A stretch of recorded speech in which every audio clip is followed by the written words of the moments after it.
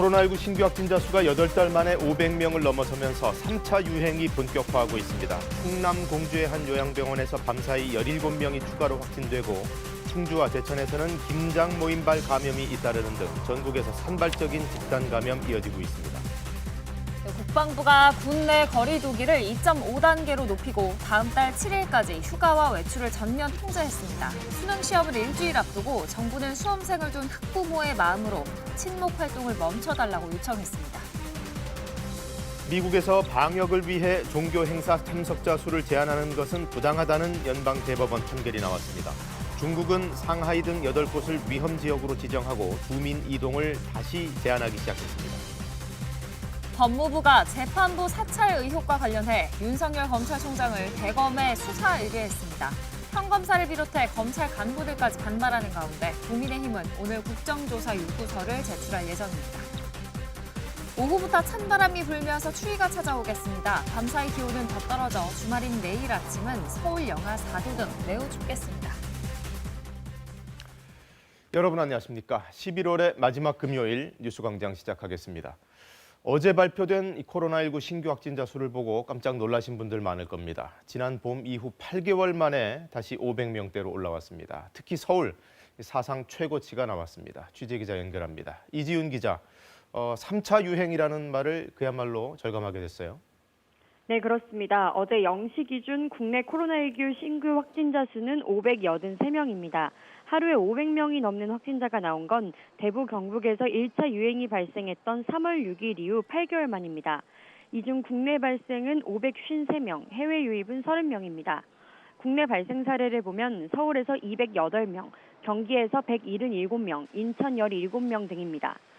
서울은 해외 유입을 포함하면 213명의 확진자가 발생해 코로나19 발병 이후 최다를 기록했습니다.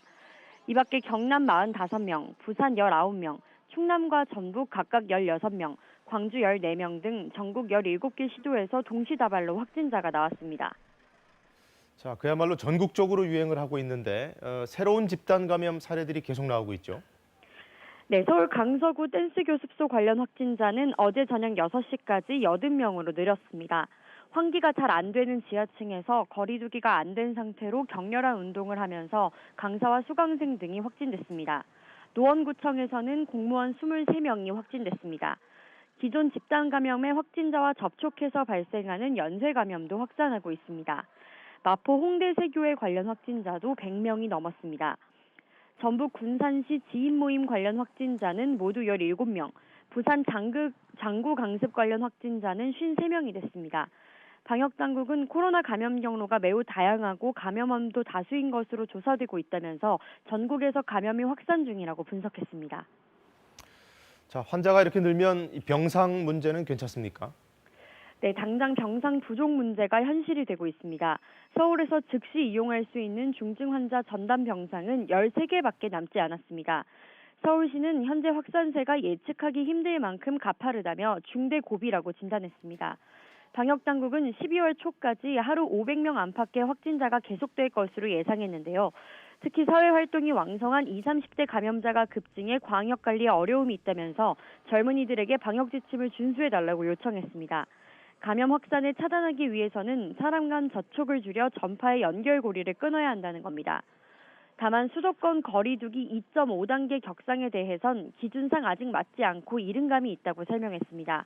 하지만 상황이 악화하면 언제든지 강력한 조처를 하겠다고 밝혔습니다. 지금까지 사회부에서 전해드렸습니다. 네, 충남 공주의 요양병원 상황이 또 좋지 않습니다. 푸르메 요양병원, 환자와 간호사 등 확진자 17명이 추가되면서 전체 누적 감염자 수가 40명대로 늘었습니다. 성용희 기자입니다. 공주 푸르메 요양병원에서 확진자 17명이 추가 발생했습니다. 환자 15명과 간호사 1명, 간병인 1명입니다.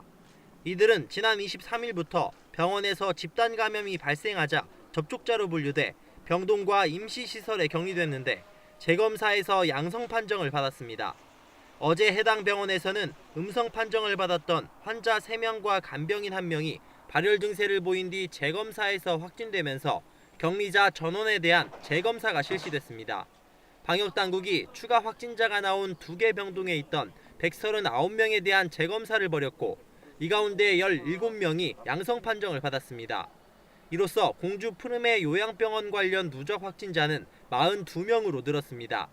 추가 감염된 환자 연령대는 90대 3명, 80대 8명 등으로 대부분 고위험군인 고령층으로 확인됐습니다. 이 밖에 대전에서는 앞서 해외에서 입국한 뒤 확진된 배우자와 접촉한 20대 남성과 청소업체 연쇄 감염으로 60대 여성이 확진됐습니다.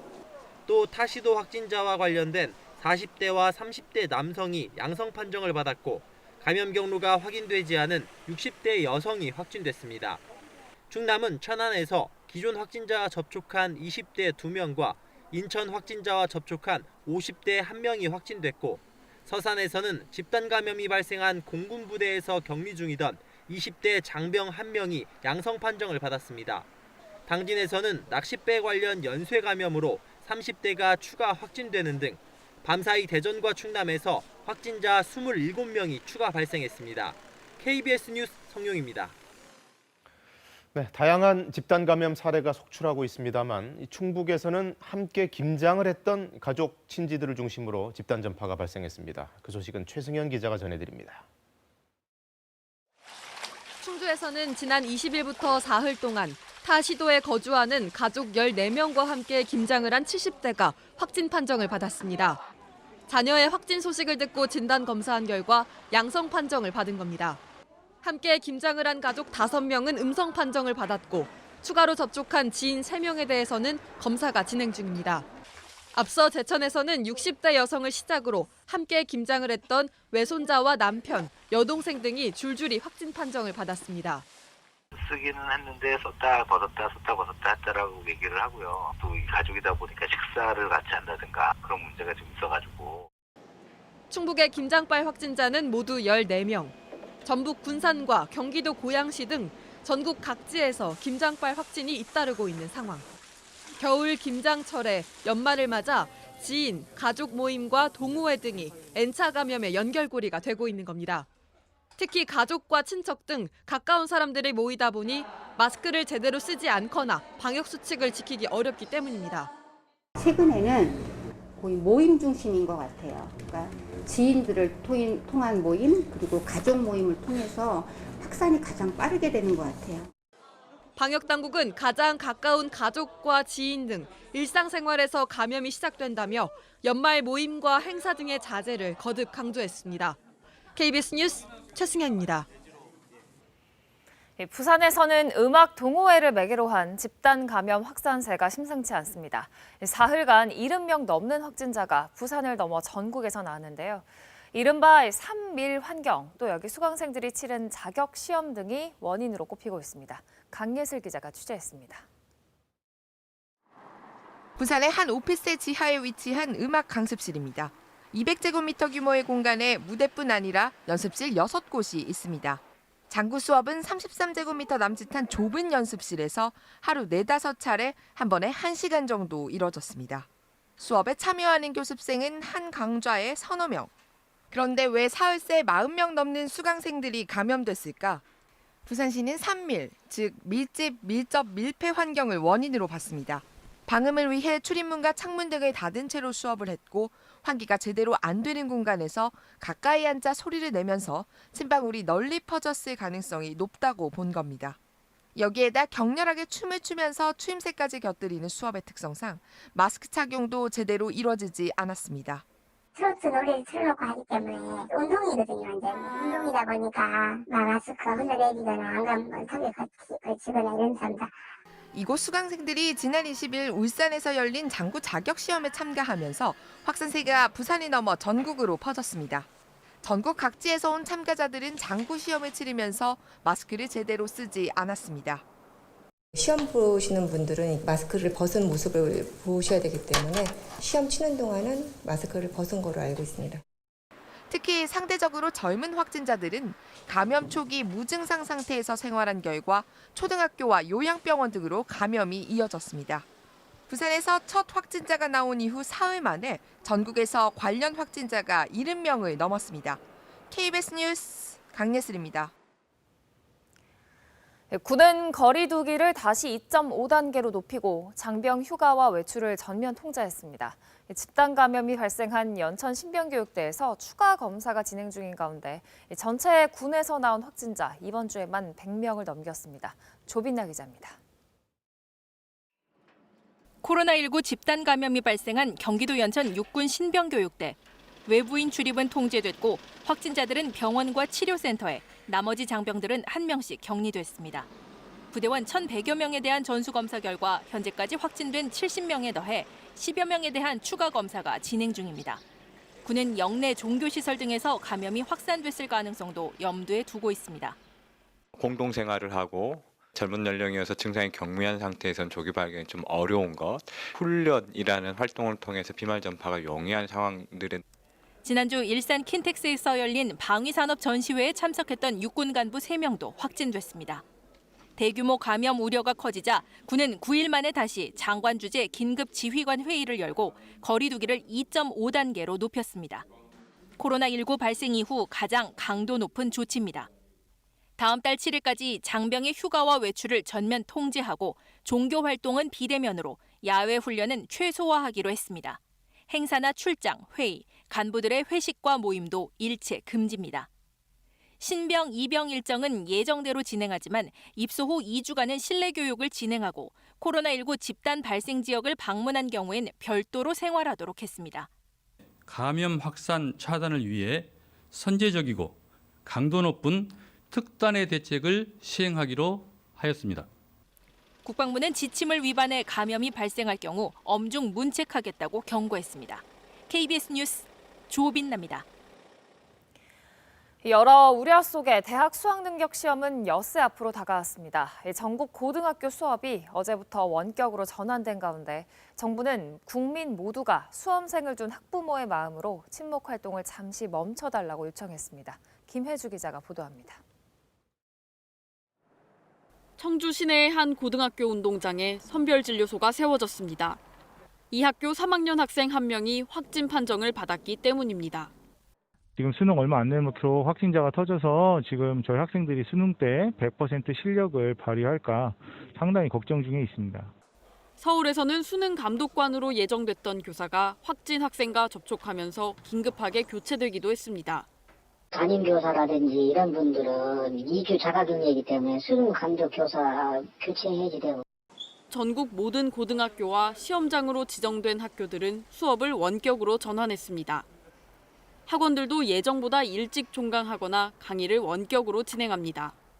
거의 대부분 학생들이 현장 수업은 이제 종강에 들어갔고요. 대면 수업은 4, 5일 이상 좀 일찍 종강했다 보시면 되겠습니다. 전국의 시험장 학교에서는 책상에 아크릴 가림막을 설치하는 등 방역 조치도 시작됐습니다. 어제까지 코로나19 확진 통지를 받은 수험생은 21명, 별도 시험장에 배정될 자가격리 수험생은 114명입니다. 정부는 수험생 가족 모두가 가정 내에서도 거리 두기를 하고 수험생이 수능 전날까지 다중이용 시설을 이용하지 않도록 지도해달라고 요청했습니다. 우리 국민 모두가 수험생을 둔 학부모의 마음으로 오늘부터 일주일 동안 모든 일상적인 친목 활동을 잠시 멈춰 주시기를 요청드립니다. 정부는 수능 하루 전날 검사 대상자 또는 확진이 돼도 시험 볼 기회를 제공할 계획입니다. 이를 위해 172개의 병상과 자가격리 수험생을 위한 784개의 시험실이 마련됩니다. KBS 뉴스 김혜주입니다. 미국은 지금 코로나19 상황이 극도로 심각함에도 불구하고 방역을 위해 종교 행사 참석을 제한하는 것은 부당하다는 연방 대법원의 판결이 나왔습니다. 지난달에 부임한 이 보수 성향의 베럿 대법관이 이 판결에 결정적인 역할을 했다고 현지 언론들이 보도하고 있습니다. 뉴욕 한복용 특파원이 전해드립니다. 미국 연방 대법원이 뉴욕주가 코로나19 확산을 막기 위해 예배 모임에 참석자 수를 제한한 건 헌법에 위배된다는 판결을 내렸습니다. 유대교와 가톨릭교회가 제기한 소송에서 종교단체들의 손을 들어준 겁니다. 9명의 연방 대법관이 5대4로 의견이 갈렸는데 다수 의견은 뉴욕주의 규제가 종교의 자유를 보장한 수정헌법 제1조를 위반했다고 봤습니다. 미국 언론들은 진보 성향의 긴즈버그 대법관 타계 후 그 빈자리를 채운 베럿 대법관이 이번 판결에 결정적 역할을 했다는 분석을 내놓고 있습니다. 대선을 코앞에 두고 베럿 대법관 임명을 강행했던 트럼프 대통령은 대법원 판결이 나온 직후 관련 기사를 트위터에 올리고 행복한 추수감사절이라고 했습니다. 연방대법원은 긴즈버그 대법관이 사망하기 전인 지난 5월과 7월에 있었던 캘리포니아, 네바다와 관련한 소송에선 모두 주정부의 예배 제한권을 인정하는 취지의 판결을 내린 바 있습니다. 쿠오모 뉴욕 주지사는 연방대법원이 달라졌다며 강하게 날을 세웠습니다. Why rule on a case that is moot and come up with a different decision than you did several months ago on the same issue? You have a different court. 지난달 초 초정통파 유대교도들이 모여 사는 브루클린 일대를 중심으로 코로나19 확진자 수가 급증하자 쿠오모 뉴욕 주지사는 양성률이 높은 지역에 대해 예배 참석 인원을 10명으로 제한하는 행정명령을 내렸고 이에 항의하는 유대교도들의 대규모 시위가 이어졌습니다. 그런가 하면 이달 초에는 유대교도 7천여 명이 회당에 모여 종교 지도자 손자의 결혼식을 비밀리에 올렸다가 뉴욕 주정부가 $15,000의 벌금을 주최 측에 부과하기도 했습니다. 뉴욕에서 KBS 뉴스 한보경입니다. 네, 중국도 다시 불안한 상황이 연출되고 있습니다. 한동안 해외 유입 확진자만 하루 10명 남짓 이렇게 나오다가 이제 본토 감염자도 꽤 많이 발생하고 있습니다. 특히 이 상하이와 텐진 등 대도시에서 확진자가 나오고 있고 결국 중국 정부는 8개 지역 주민 이동을 제한하고 나섰습니다. 베이징 안양봉 특파원입니다. 한 체육관에서 주민 핵상 검사가 이뤄지고 있습니다. 네이먼구에선 지난 21일 2명이 확진된 데 이어 9명의 환자가 또 발생했습니다. 我们这个福田问题馆呢，配备了34个检测人员，应该是每3秒应该检测一个人。该满洲的这个南区28000多人，我们应该是3天。 텐진에서도 최근 9명, 또 상하이에서도 7명이 확진됐습니다. 특히 확진자가 나온 상하이 푸동공항에선 전체 직원 17,000명에 대한 핵산 검사가 이루어졌습니다. 刚才我们同学他们都跟我说一定要戴好口罩。 중국에선 확진자가 나온 한 아파트 단지 등 상하이 4곳, 텐진 1곳, 네이먼구 2곳 등 모두 8곳이 위험 지역으로 지정됐습니다. 위험 지역 주민은 이동이 제한되고 밀폐형 업소는 영업이 중단됩니다. 중국은 최근 잇단 본토 확진이 수입 냉동식품 포장지 등에 바이러스가 묻어 들어와 감염된 것으로 보고 있습니다. 이 때문에 아시아 최대 시장 베이징 신파디 시장은 냉동 냉장육과 해산물 판매를 중단했습니다. 중국 국영제약사 시노팜은 마지막 3상 임상 중인 백신을 출시하겠다고 최근 보건당국에 신청했습니다. 중국 매체는 국내외 수요가 높아 올해 안에 백신 사용 승인이 날 것으로 내다봤습니다. 베이징에서 KBS 뉴스 안양봉입니다. 유럽의약품청은 앞으로 며칠 안에 코로나19 백신에 대한 조건부 판매 승인 신청을 받을 것으로 예상했다고 로이터 통신이 전했습니다. 이 조건부 판매 승인이 나면 백신에 대한 모든 정보가 확보되기 전에 유럽연합 27개 회원국에서 우선적으로 1년간 의약품을 판매할 수 있으며 매년 갱신을 할 수 있게 됩니다. 유럽의약품청은 최근 성과를 거두고 있는 화이자와 모더나, 아스트라제네카 등의 백신들에 대해서 동반 심사를 진행 중입니다. 법무부가 판사 사찰 의혹을 받는 윤석열 검찰총장에 대해서 직권남용 혐의로 수사를 의뢰했습니다. 16년도 무리야기 법관, 이 같은 내용이 적힌 세평 부분이 특히 논란이 됐는데요. 윤 총장 측은 사찰이 아니다, 상식적으로 판단을 해보자면서 해당 문건을 공개했습니다. 백인성 기자입니다. 법무부가 판사 사찰 의혹과 관련해 윤석열 검찰총장을 직권남용 혐의로 대검찰청에 수사 의뢰했습니다. 재판에 영향을 주기 위해 악용할 수 있는 개인정보가 담긴 문건이 윤 총장의 지시로 작성, 배포됐다는 겁니다. 실제 악용이 의심되는 사례도 확인하는 등 매우 중대한 범죄라고 판단했다고 법무부는 밝혔습니다. 문건을 작성한 수사정보정책관실은 수사 정보를 수집한 곳일 뿐이어서 이런 문건을 만든 것 자체가 범죄 행위로서의 사찰이라고 지적했습니다.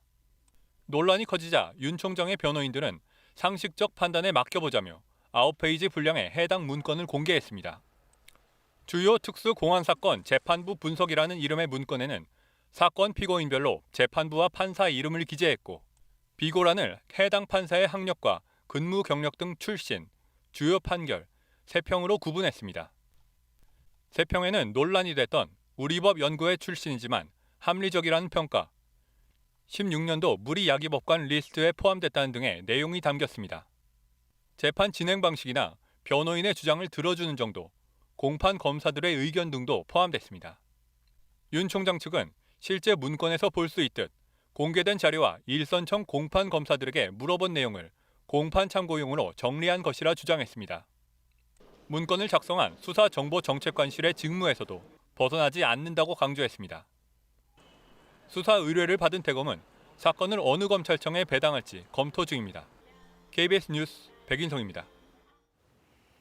윤 총장에 대한 징계 절차에도 속도가 나고 있습니다. 추미애 장관이 다음 주에 징계심의위원회를 열기로 했는데요. 윤 총장은 직무정지 명령을 멈춰달라는 집행정지 신청에 이어서 취소 소송을 내며 법적 대응에 나섰습니다. 김민철 기자가 보도합니다. 법무부가 다음 달 2일 윤석열 검찰총장에 대한 징계심의위원회를 연다고 밝혔습니다. 윤 총장에 대한 징계 청구 이틀 만에 징계의 날짜까지 못 박는 등 속도를 내는 모양새입니다. 징계의 개최 당일에 윤 총장의 해임이나 면직까지 의결할 수 있다는 관측이 나옵니다. 법무부는 윤 총장 본인이나 특별 변호인이 징계위에 출석할 것을 통보했지만 윤 총장의 출석 여부는 아직 정해지지 않았습니다. 통상 징계위에 앞서 감찰위원회가 열리는데 이번에는 징계위 이후로 일정이 잡히면서 일부 감찰위원들이 반발하고 있는 것으로 알려졌습니다. 이런 가운데 윤 총장은 판사와 검사 출신 변호인을 한 명씩 선임하고 예고했던 대로 법적 대응에 나섰습니다. 어제는 직무정지 명령을 취소해달란 행정소송을, 그제엔 소송 결과가 나올 때까지 직무정지 명령을 멈춰달라는 집행정지 신청을 서울행정법원에 냈습니다. 윤 총장 측은 소장에서 직무정지 사유 자체가 존재하지 않는다며 특히 논란이 된 이른바 판사 사찰 문건 역시 사찰에 해당하지 않는다고 거듭 강조했습니다. 법원이 집행정지 신청을 받아들이면 행정소송 결과가 나올 때까지 직무정지 효력은 정지되고 윤 총장은 업무에 복귀할 수 있게 됩니다. 반면 기각될 경우 윤 총장에 대한 사퇴 요구는 더욱 거세질 것으로 보입니다. 한편 윤 총장 측은 법원의 판단이 나오기 전에 징계 의결이 이뤄질 경우 이에 대한 불복 소송을 내는 방안도 검토 중인 것으로 알려졌습니다. KBS 뉴스 김민철입니다. 추 장관의 조치에 대한 검찰 내 집단 반발도 계속되고 있습니다. 오히려 검찰 개혁에 역행한다는 건데요. 평검사들은 물론 고검장, 검사장 등 검찰 수뇌부까지 반대 입장을 밝혔습니다. 이재희 기자입니다. 1년의 사태에 참담함을 느낀다. 헌정 초유의 총장 직무 배제와 징계 청구를 마주한 전국 최대 검찰청 서울중앙지검 평검사들이 입장문을 통해 밝힌 심경입니다. 이에 앞서 중앙지검 부부장 검사들도 추미애 법무부 장관의 처분이 검찰개혁에 역행한다고 하는 등 윤석열 검찰총장 관련 수사를 하고 있는 중앙지검의 검사들까지 집단 반발에 동참했습니다. 그제 대검 내 평검사인 검찰 연구관들을 시작으로 서울 내 지검은 물론 전국 지검과 지청의 평검사들이 잇따라 총장 직무 배제와 징계 청구에 대한 논의를 갖고 입장을 밝혔습니다. 취지는 비슷합니다. 검찰총장의 임기는 법률로 보장돼 있는데 제대로 사실 확인 없이 절차, 규정에 맞지 않게 직무정지와 징계 청구가 이루어져 위법, 부당하다는 겁니다. 검경 수사권 조정 등 검찰개혁에 전념할 수 있도록 추 장관이 처분을 재고해달라는 말도 공통적으로 나왔습니다. 전국 고검장 6명과 검사장 18명 등 검찰 고위 간부들과 추 장관의 지시로 총장 감찰을 진행 중인 대검 감찰부의 팀장도 총장 직무 배제에 반대 입장을 밝혔습니다. 윤 총장과 갈등을 빚어온 이성윤 서울중앙지검장을 비롯해 재경지검장 3명은 입장문에 이름을 올리지 않았습니다. 검찰 공무원인 전국 각급 검찰청 사무국장들도 검사들의 입장에 목소리를 보탰습니다. 한편 대한변호사협회도 추 장관의 조치가 검찰 조직과 국민에 심각한 영향을 미칠 수 있는데도 너무 성급하게 이루어졌다고 우려를 표시하고 철회를 촉구했습니다. KBS 뉴스 이재입니다. 여야의 수싸움도 치열합니다. 국민의힘은 윤 총장에 대한 국정조사를 수용하되 대상에 추 장관도 포함시키는 방안을 생각 중인데요. 민주당은 한 발 물러섰습니다. 윤 총장 징계 결과를 보고 국정조사를 할지 말지 결정하겠다 밝힌 가운데 공수처법 처리 시기를 저울질 중입니다. 개현우 기자입니다. 국민의힘은 오늘 국민의당과 함께 윤석열 총장 직무 배제와 관련한 국정조사 요구서를 제출할 예정입니다. 민주당 이낙연 대표의 윤석열 총장 국정조사 언급에 대해 국민의힘이 추미애 장관도 여기에 포함시키자는 역제안으로 민주당을 압박하겠다는 겁니다. 정치 평양의 법무장관이 사실상 검찰 조직을 무력화하면서 법치 질서 문란의 중심에 서 있다는 국민의 분노가 당내에서는 윤 총장에 대한 국정조사만 이뤄져도 불리할 것이 없다는 의견도 있습니다. 민주당은 한 발 물러섰습니다. 법무부의 윤 총장에 대한 징계 결과를 보고 국정조사 여부를 결정하겠다고 했습니다. 판사 사찰 의혹 문건에 대해서는 공소유지 관련 정보라고 보기 어렵다며 윤 총장과 검사들의 집단 행동을 비판했습니다. 법이 정한 직무 범위를 벗어난 일조차 합법이라고 우겨대는 총장과 일부 검사들의 행태는 참으로 개탄스럽습니다. 공수처법 개정안은 어제까지 이틀 연속 단독 심사하며 처리 시기를 저울질하고 있습니다. 법사위에서는 윤 총장이 검찰을 대표해 출석할 자격이 있는지가 쟁점이 됐습니다. 직무 정지가 되어 있기 때문에 조남관 차장이 올 수밖에 없을 겁니다. 국민들 앞에 나서지 못하도록 원천적으로 봉쇄한다. 이에 대해 국회 사무처 관계자는 기관장이 직무 정지된 상태에서는 권한대행이 출석하는 게 일반적이라고 말했습니다. 다만 여야 합의로 요구하면 출석이 가능할 것이라는 의견도 일부 있다고 덧붙였습니다. KBS 뉴스 개현우입니다. 출근길 큰 추위는 없지만 퇴근길 생각하셔서 옷차림 따뜻하게 하셔야겠습니다. 오늘 서울의 아침 기온 4.2도로 어제보다 2도가량 높게 출발했는데요. 낮 동안에는 찬바람이 불어오면서 기온이 크게 떨어지겠습니다. 주말인 내일 아침에는 서울 기온이 영하 4도까지 떨어지겠고요. 바람 때문에 체감온도가 영하 8도 선까지 내려가겠습니다. 오늘 동풍이 불면서 강원 동해안 지역과 경북 북부 동해안 지역에는 비나 눈이 내리는 곳이 있겠습니다. 특히 강원 산간 지역에는 1에서 5cm 정도의 눈이 내려 쌓일 것으로 예상되고요. 오늘 밤부터 내일 오후까지 제주 산지에도 1cm 안팎의 눈이 내리는 곳이 있겠습니다. 오늘 오전까지 수도권과 충청, 전북과 광주에서는 미세먼지 농도 나쁨 단계 보이겠고요. 점차 바람이 불면서 오후에는 먼지가 모두 흩어지겠습니다. 지금 전국에는 구름이 많이 끼어 있습니다. 제주도에는 산발적으로 빗방울이 떨어지는 곳도 있는데요. 오늘 전국에는 가끔 구름이 많이 끼겠고 서해안과 제주도에는 바람이 매우 강하게 불면서 강풍주의보가 내려질 가능성이 있습니다. 현재 기온 살펴보겠습니다. 어제 아침보다 1도에서 3도가량 기온이 높습니다. 서울이 4.7도, 청주 5.1도 가리키고 있고요. 한낮에는 서울이 7도, 대구 11도, 전주는 9도 예상됩니다. 바다의 물결은 모든 해상에서 최고 4m까지 거세게 일겠습니다. 본격적인 겨울 추위가 시작되면서 당분간 아침 추위는 영하권에 머물겠습니다. 날씨 전해드렸습니다. 코로나19 확진자가 다음 주까지는 하루에 600명씩 나올 거라고 방역당국이 예측했습니다. 최근에 거리두기 단계를 올리기는 했지만 그 효과가 나타나기까지는 일주일 정도 시간이 더 걸릴 거라는 얘기인데요.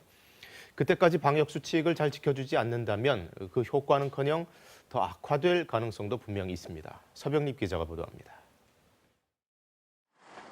서울 구로구의 한 병원.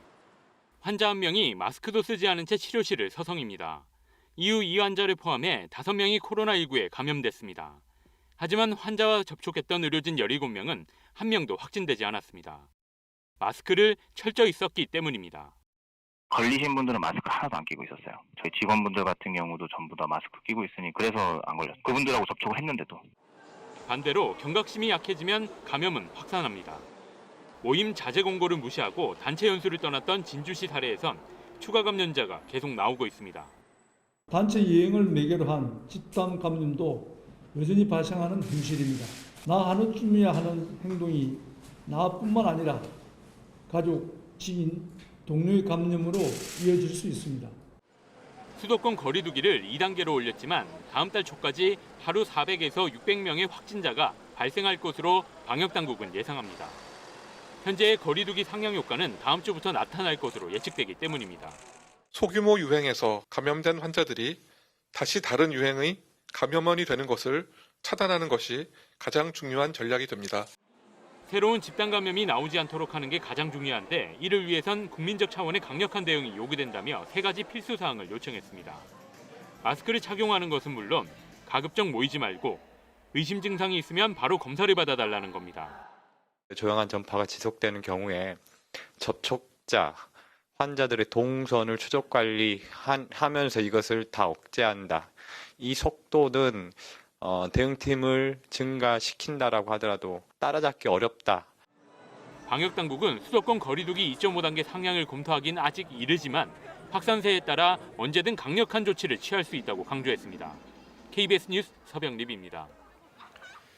집단 감염이 발생한 충남 공주 푸르메 요양병원에서는 환자와 간호사, 간병인 할 것 없이 확진자가 계속 추가되고 있습니다. 1차로 확인된 감염자들 격리 조치를 했지만 그 이후로도 재검사를 통해서 추가 감염이 속속 확인되고 있는 겁니다. 성용희 기자가 보도합니다. 공주 푸르메 요양병원에서 확진자 17명이 추가 발생했습니다. 환자 15명과 간호사 1명, 간병인 1명입니다. 이들은 지난 23일부터 병원에서 집단 감염이 발생하자 접촉자로 분류돼 병동과 임시시설에 격리됐는데 재검사에서 양성 판정을 받았습니다.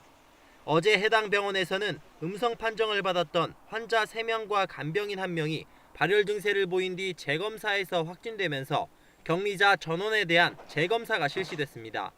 방역당국이 추가 확진자가 나온 2개 병동에 있던 139명에 대한 재검사를 벌였고 이 가운데 17명이 양성 판정을 받았습니다.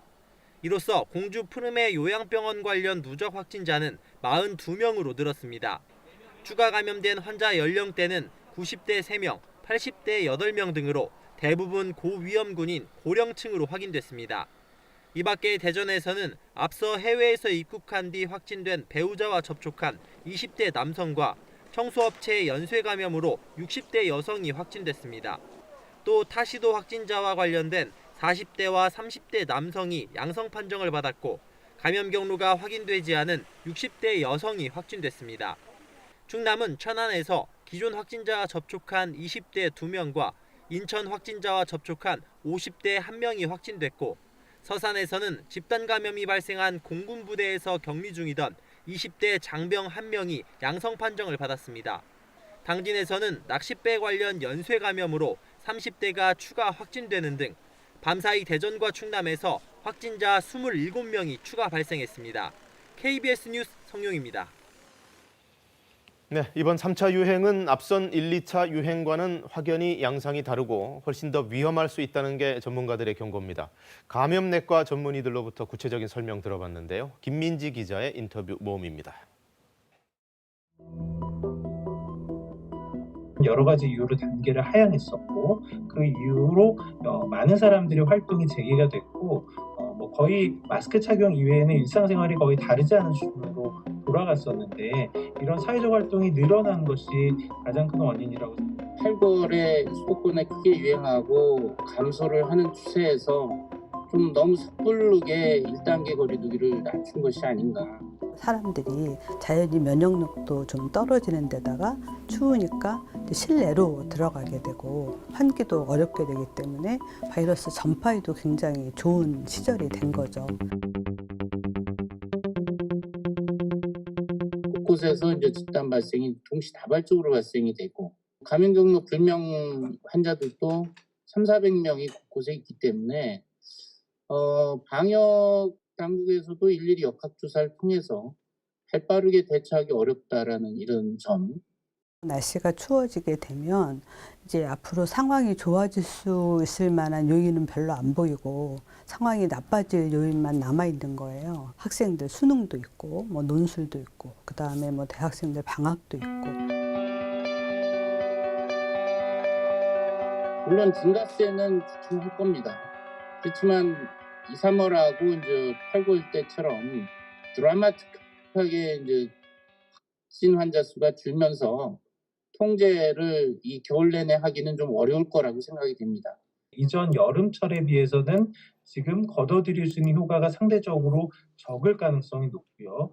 이런 게 겨울이 상당히 지날 때까지는 계속될 거라서 예상하기로는 거리두기 단계를 예전처럼 1단계로 확 낮추기는 아마도 쉽지 않을 것이고, 이 늘어나는 숫자가 우리 생각한 것보다 규모가 더 커서 2단계로도 안 되겠다라고 하면 또 빠르게 단계를 더 올릴 수도 있다는 상황입니다. 2.5단계, 3단계도 올 수 있습니다.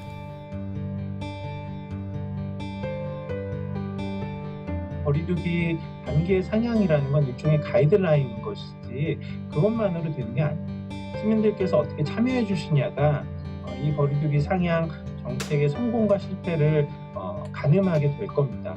지금 당장 내 주변에 아무 증상이 없는 사람도 혹시 또 나도 감염자일 수 있다라는 생각으로 특별히 조심해야 됩니다. 어쨌든 지금 이 3차 확산은 백신으로 관리가 안 됩니다. 일단 이 겨울을 잘 넘겨야 되고, 국민들이 스스로 지금 2단계 거리두기지만 3단계에 준하는 정도의 스스로 자발적으로 올해 송년 모임은 없다, 올해 동창회 모임은 없다, 이런 결심을 하셔야 될 것 같습니다. 어제 사랑제일교회에 대한 3번째 명도 집행이 시도됐는데요. 또 실패로 끝났습니다. 재개발조합의 손을 들어준 법원의 판결에도 사랑제일교회 측은 철거를 쭉 거부해오고 있는데요. 어제는 일부 교인들이 화염병을 던져서 부상자도 여럿 발생했습니다. 이수민 기자입니다. 교회 주변으로 시커먼 연기가 하늘 위로 치솟습니다. 주차돼 있던 트럭 앞부분은 불에 타 형체를 알아볼 수 없을 정도입니다.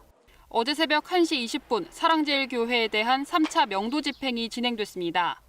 법원이 동원한 인력 570여 명이 교회 시설 등에 대한 철거에 나섰고 경찰도 만일의 상황을 대비해 300여 명을 현장에 배치했습니다.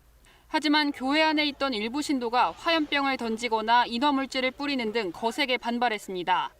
이 과정에서 법원이 동원한 인력 등 20여 명이 다쳤습니다. 증상도 있고 이빨도 부러지고 불명을 던지고. 결국 명도 집행은 7시간여 만에 중단됐고 주민들은 강하게 반발했습니다. 보통 문제가 아니에요. 내 교회? 어떤 게 좀 많이? 자기가 말하기 귀찮을 정도야. 넌 말도 안 돼. 남한테 피해를 주지 말아야지. 사랑제일교회 측은 조합 측과의 면담이 예정돼 있었다며 아무런 통보 없이 명도 집행이 진행됐다고 주장했습니다. 그냥 뭐 경찰이고 구청이 어디든 신고 하나도 안 하고 그냥 왔대요. 많이 다치고 해서 지금 완전 전쟁터 지금 전쟁터. 앞서 사랑제일교회는 올해 5월 이 지역의 부동산 권리를 갖고 있는 장위 19역 재개발조합이 낸 명도 소송에서 졌습니다. 하지만 교회 측이 철거를 거부해 법원은 지난 6월 2차례에 걸쳐 강제 집행을 시도했지만 교회 신도들의 물리적 저항에 실패했습니다. 경찰은 서울 도심에서 화염병이 등장한 건 근래 보기 드문 일이라며 18명으로 된 수사 전담팀을 꾸려 불법 행위에 대해 신속하게 수사하겠다고 밝혔습니다. KBS 뉴스 이수민입니다. 국민적인 공분을 산 박사방 운영자 조주빈에 대해 징역 40년의 중형이 선고됐습니다. 재판부는 범행이 미친 해악을 봤을 때 장기간 사회에서 격리할 필요가 있고 또 피해자들에 대한 피해 회복이 제대로 이루어지지 않은 점도 고려됐다고 밝혔습니다. 최유경 기자입니다. 우리 사회를 큰 충격에 빠뜨렸던 텔레그램 박사방의 성착취 범행. 결국 박사방의 수장 조주빈은 아동 청소년을 이용한 음란물 제작 등 17개 혐의로 재판에 넘겨졌습니다. 멈출 수 없었던 악마의 삶을 멈춰주셔서 정말 감사합니다. 서울중앙지법은 7개월간의 재판 끝에 조주빈의 혐의를 모두 유죄로 보고 징역 40년을 선고했습니다. 위치 추적 전자장치 30년 부착과 1억 600여만 원의 추징도 함께 명령했습니다. 재판부는 조주빈이 피해자들을 유인하고 협박해 성착취물을 제작 유포하고 이를 통해 막대한 수익을 얻으면서 다른 피해자가 계속 나올 수밖에 없는 구조를 만들었다고 설명했습니다. 또 범행의 중대성과 치밀성, 사회적 해악 등을 볼 때 조주빈을 장기간 사회에서 격리할 필요가 있다고 밝혔습니다. 수많은 피해자 가운데 단 몇 명을 제외하고는 피해 회복이 전혀 이뤄지지 않은 점도 지적했습니다. 쟁점이 됐던 범죄 집단 조직 혐의 역시 유죄로 인정됐습니다. 수사 과정에서 거의 모든 범행을 다 자백해서 다 털어놓았기 때문에 별다른 이의 같은 건 없습니다. 여성단체들은 이번 판결이 디지털 성폭력 문제를 해결할 첫걸음이 돼야 한다고 강조했습니다. 수사기관과 법원은 이 모든 사건 과정에서 보고 들었던 피해자들의 목소리를 되새기고 어떤 피해자의 희생 없이도 사회를 안전하게 지킬 수 있는 방법을 찾아야만 합니다. 조주빈과 함께 기소된 박사방 공범들도 징역 7년에서 15년의 중형을 선고받았고 미성년자 이모군에겐 징역 장기 10년에 단기 5년이 선고됐습니다. KBS 뉴스 최경입니다. 이 박사방이 범죄 집단으로 인정된 점도 주목할 부분입니다. 조주빈 일당이 미성년자 성착취물을 생산, 유포할 목적으로 조직을 만들고 계획적으로 범행을 해왔다는 뜻인데 이 성착취 사건에서 범죄 집단이 인정된 건 이번이 처음입니다. 이어서 김채린 기자입니다. 박사방의 범죄 집단 인정 여부는 수사 단계에서부터 주목을 받았습니다. 여러 사람이 사형이나 무기징역 또는 4년 이상의 징역형으로 처벌받는 범죄를 목적으로 체계적으로 결합한 경우 형법상 범죄 집단으로 인정됩니다. 2달여의 집중 수사 끝에 검찰은 지난 6월 조주빈과 공범 7명을 범죄 집단 조직이나 가입, 활동죄로 기소했습니다. 이에 조주빈 등은 박사방이 체계적 조직이 아니었고 서로가 하는 일을 잘 알지도 못했다며 혐의를 부인해왔습니다. 하지만 1심 법원은 이 같은 주장을 받아들이지 않았습니다. 재판부는 조주빈과 그 공범들이 미성년자 성착취라는 목적을 위해 박사방 조직을 만들고 이에 가담했다고 판단했습니다. 피해자를 유인하고 성착취물을 만든 사람, 성착취물을 구입하라며 박사방을 홍보하는 사람, 성착취물 유포자와 가상화폐 수익을 환전해 조주빈에게 건넨 전달체까지 조주빈의 지시하에 조직원들이 역할을 분담했다고 설명했습니다. 조주빈에게 이용당했다는 공범들의 주장에 대해서는 그들의 협력으로 박사방이 고도화됐다고 지적하며 받아들이지 않았습니다. 박사방이라는 범죄 집단을 조직하고 그 조직원들을 이용하여 계획적으로 범행한 사정이 불리한 정상으로 작용하여 피고인에게 중형이 선고된 사건입니다. 성착취 사건에서 범죄 집단이 인정된 건 이번이 처음으로 항소심에서도 쟁점이 될 것으로 보입니다. KBS 뉴스 김채린입니다. 국내 코로나19 어제 나온 583이라는 숫자만도 걱정이 큰데 방역당국은 당분간 매일 이 정도 400에서 600명대 신규 환자가 발생할 수 있다고 예측했습니다. 이유와 대책은 뭔지 들어보시죠. 감염의 경로는 다양해졌으며 유행의 중심이 되는 연령층은 활동성이 강한 젊은 연령층으로 낮아졌습니다.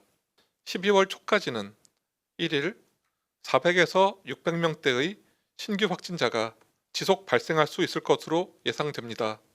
지금 방역당국이 가장 주력하는 것은 접촉률 감소를 통한 N차 감염의 차단입니다.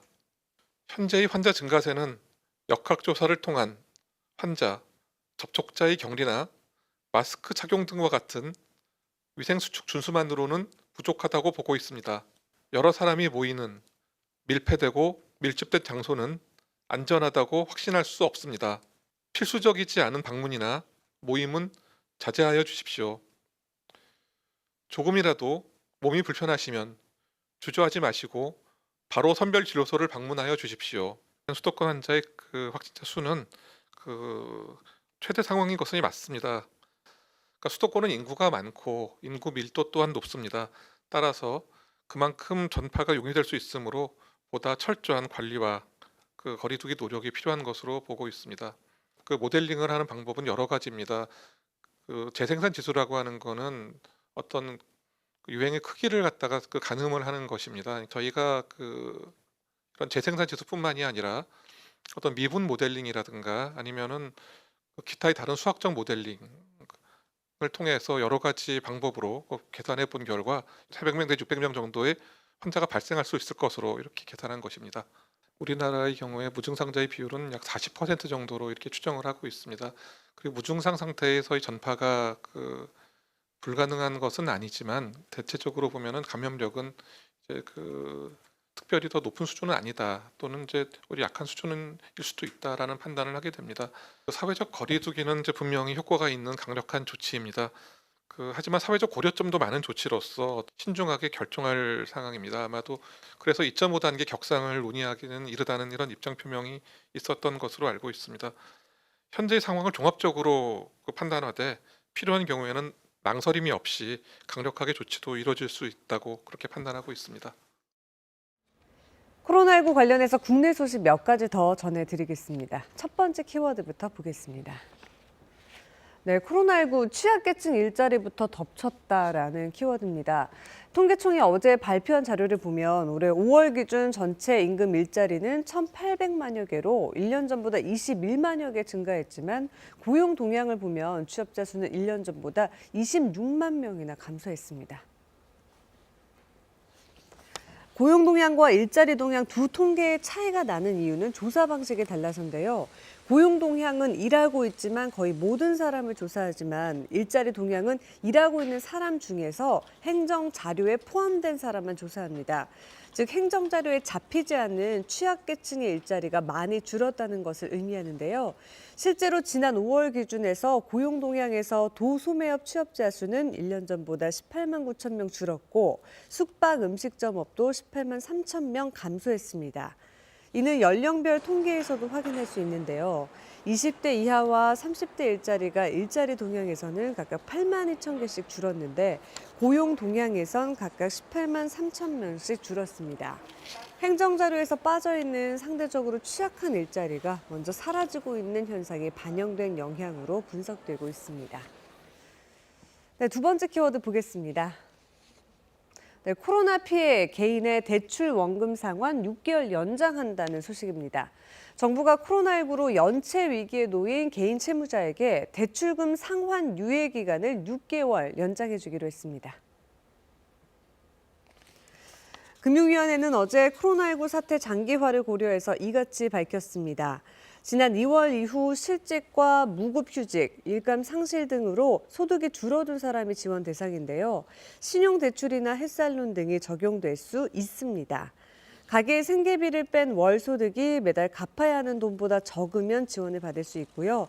내년 6월 말까지 원금 상환 유예 신청을 할 수 있습니다. 다만 대출 이자는 정상적으로 내야 합니다. 상환 유예를 원하는 채무자는 해당 금융회사에 신청하면 됩니다. 네, 다음 키워드 보겠습니다. 네, 코로나 피해 소상공인 보호 소상공인위원회 발족했다는 내용입니다. 이 코로나19 사태로 큰 피해를 본 소상공인과 영세 자영업자 보호를 위한 사회적인 대화가 시작됐습니다. 대통령 직속 사회적 대화기구인 경제사회노동위원회는 어제 소상공인위원회를 발족했다고 밝혔습니다. 소상공인위원회는 지원 방안과 함께 소상공인 상생경제 구축, 자영업 구조 개선, 4차 산업혁명 대응 등의 의제도 다룰 계획입니다. 네, 마지막 키워드 보겠습니다. 외식 쿠폰 연내 배달앱 사용을 추진하겠다라는 키워드입니다. 이 정부가 코로나19 확산으로 발급이 중단된 소비 쿠폰 가운데 외식 쿠폰을 배달 앱에서 이용할 수 있도록 추진할 계획입니다. 홍남기 경제부총리는 어제 외식 쿠폰을 배달앱 등 비대면 사용으로 전환하는 등 가능한 범위 내에서 제한적으로 운영하고 방역 단계가 완화됐을 때 재개할 수 있도록 사전에 준비하겠다고 말했습니다. 김용범 기재 1차관은 가급적 연내 가동을 목표로 하고 있다고 밝혔습니다. 지금까지 코로나 Q&A였습니다. 우리나라를 찾아온 중국의 왕이 외교부장이 어제 문재인 대통령을 예방하고 한중 외교장관 회담도 가졌습니다. 여건이 허락될 때 시진핑 주석이 방한하고 싶어 한다는 메시지를 전해왔고 문 대통령은 한반도 평화에서의 중국 역할을 강조했습니다. 강푸른 기자입니다. 문재인 대통령이 1년 만에 왕이 중국 외교부장을 접견했습니다. 특별히 그동안 한반도 평화 프로세스 과정에서 중국이 보여준 건설적인 역할과 협력에 감사를 표합니다. 양국이 연내 성사를 추진했던 시진핑 중국 국가주석의 국빈 방문에 대해서는 시 주석이 여건이 허락될 때 방한하겠다는 구두 메시지를 전해왔습니다. 코로나 상황이 관건인데 방한 의지는 거듭 확인한 겁니다. 建立了快捷通道，服务于两国合作项目的复工和复产。 앞선 한중 외교장관 회담에선 코로나 장기화 국면에서 신속 통로 확대나 항공편 증대 같은 교류 필요성에 양국이 의견을 같이 했습니다. 미국 정권 교체기, 북한의 도발을 관리해야 하는 상황. 한반도 정세에 대해서는 유동적이라는 게 공통된 평가였다고 합니다. 정부는 안정적 관리를 위한 중국의 역할을 주문했고 왕이 부장은 이런 시기일수록 상대를 자극하지 않아야 한다는 입장을 전했다고 외교부는 밝혔습니다. 미국 새 행정부 출범을 앞둔 시기라 미중 갈등 현안에 대한 중국 입장 설명이 주가 될 거란 관측엔 이런 말을 내놨습니다. 这个世界不光只有美国呀，你觉得外交有那么简单吗？ 대신 중국 외교부 보도자료를 보면 왕이 부장은 강 장관에게 한국이 양국의 민감한 현안을 잘 처리해 신뢰의 기반을 지켜주길 바란다고 말한 것으로 전해졌습니다. 왕이 부장은 오늘 문정인 대통령 외교안보특보와 박병석 국회의장, 송영길 국회 외교통일위원장 등을 잇따라 만난 뒤 귀국길에 오릅니다. KBS 뉴스 강푸른입니다. 음식점이나 커피숍에서의 일회용 플라스틱컵 사용이 다음 달부터 다시 금지됩니다. 코로나19 사태 이후 지난 2월부터 매장 내 사용을 허용해왔지만 플라스틱 쓰레기가 너무 급격하게 늘어났기 때문입니다. 보도에 박상희 기자입니다. 강원도 강릉시 해안가의 한 커피 거리입니다. 매장 안에서 일회용 플라스틱 컵을 사용하는 손님들이 쉽게 눈에 띕니다. 예, 많은 사람이 같이 썼지만 아무리 씻었대도 좀 찝찝하거든요. 근데 이거 같은 경우는 제가 쓰고 바로바로 이제 버릴 수 있기 때문에 좀 많이 애용하는 것 같습니다. 코로나19 발생 이후 허용됐다가 코로나19가 장기화하고 전국적인 확산세가 되풀이되면서 일회용 컵 사용이 급증했습니다. 코로나 이후에는 내부에서도 거의 그렇게 드시겠다고 원하는 분들이 한 20% 이상 늘어나서 컵 소비량도 많이 늘어나 있고 저희가 구매도 좀 더 많이 하고 있는 것 같습니다. 여기에다 배달 음식에서 나온 플라스틱 쓰레기까지 더해지면서 올 상반기 국내 플라스틱 쓰레기 발생량은 지난해 같은 기간보다 16% 가까이 늘었습니다. 결국 환경부는 음식점 내 일회용품 사용을 규제하는 방안을 다시 내놨습니다. 사회적 거리두기 1단계인 지역은 다음 달부터 매장 내 일회용 컵 사용이 다시 금지됩니다. 현재 거리두기 1단계의 지역인 강릉도 규제 지역입니다. 거리두기 1.5단계에서 2.5단계까지도 원칙상 일회용품 사용이 금지되고 고객이 요구할 때만 제공할 수 있습니다. 3단계에선 일회용품 사용을 지자체가 결정하도록 했습니다. 환경부는 또 일회용 종이컵 이용을 제한하는 법제화를 내년에 추진할 계획입니다. KBS 뉴스 박상희입니다. 수도권으로 인구가 몰리면서 지방의 작은 도시들 소멸 위기에 처한 게 하루 이틀 일은 아닌데요. 어떻게든 인구를 늘려보려고 다양한 수당을 지급하고 있지만 고육지책에 불과하다는 지적이 많습니다. 박웅 기자입니다. 전북 김제 지역 고등학생들이 학용품을 사고 있습니다. 김제시에서 한 달에 5만 원씩 지급한 청소년 수당으로 학용품 값을 치릅니다. 저는 용돈을 안 받는 입장에서 많은 도움이 될 것 같아요. 청소년 수당을 지급한 지방자치단체는 전국에서 김제시가 처음입니다. 청소년의 진로 개발과 학습을 지원하고 인구 유출도 막겠다는 목적입니다. 책을 구입을 한다거나 그런데 충분히 활용할 수 있으니까요. 네, 충분히 도움이 될 것 같아요. 하지만 단순히 수당 지급을 늘려 인구 감소를 막을 수 있겠냐는 회의적인 의견도 있습니다.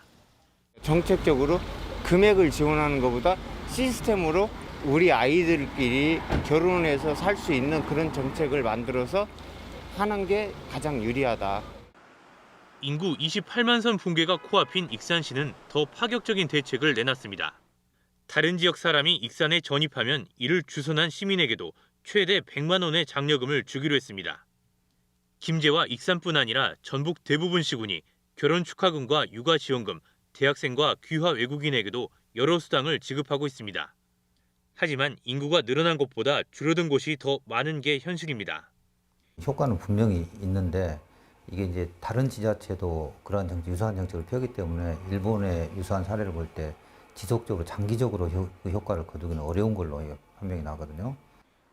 인구 유입을 위해 꺼내든 고육지책이라지만 세금으로 지급된 수당인 만큼 제대로 효과를 내고 있는지 자세히 따져봐야 한다는 지적이 나오고 있습니다. KBS 뉴스 박웅입니다. 지금 경주에서는 국내 유일의 문화재 전시회 2020 국제문화재 산업전이 열리고 있는데요. 언택트 시대, 문화재도 안방으로 불러들이는 최신 기술들이 선을 보였습니다. 김경수 기자가 소개합니다. 단상은 텅 비어 있는데 모니터를 들어 올리니 경주 황룡사 중문이 스크린 속에 펼쳐집니다. 몽골군 침입으로 불타버린 신라 최대의 사찰을 치밀하게 고증해 사용자를 가상의 공간 속에 세워놓는 증강현실로 복원해 놓은 겁니다. 실제 건물을 올리기 전에 이 디지털로 한번 복원을 해보게 되면 그 실제 복원했을 때 생길 수 있는 실수도 많이 줄일 수도 있고, 창덕궁을 3면 스크린의 고해상도로 기록한 다면 영상과는 마치 현장을 직접 방문한 듯한 착시를 일으킬 만큼 몰입도를 높여줍니다.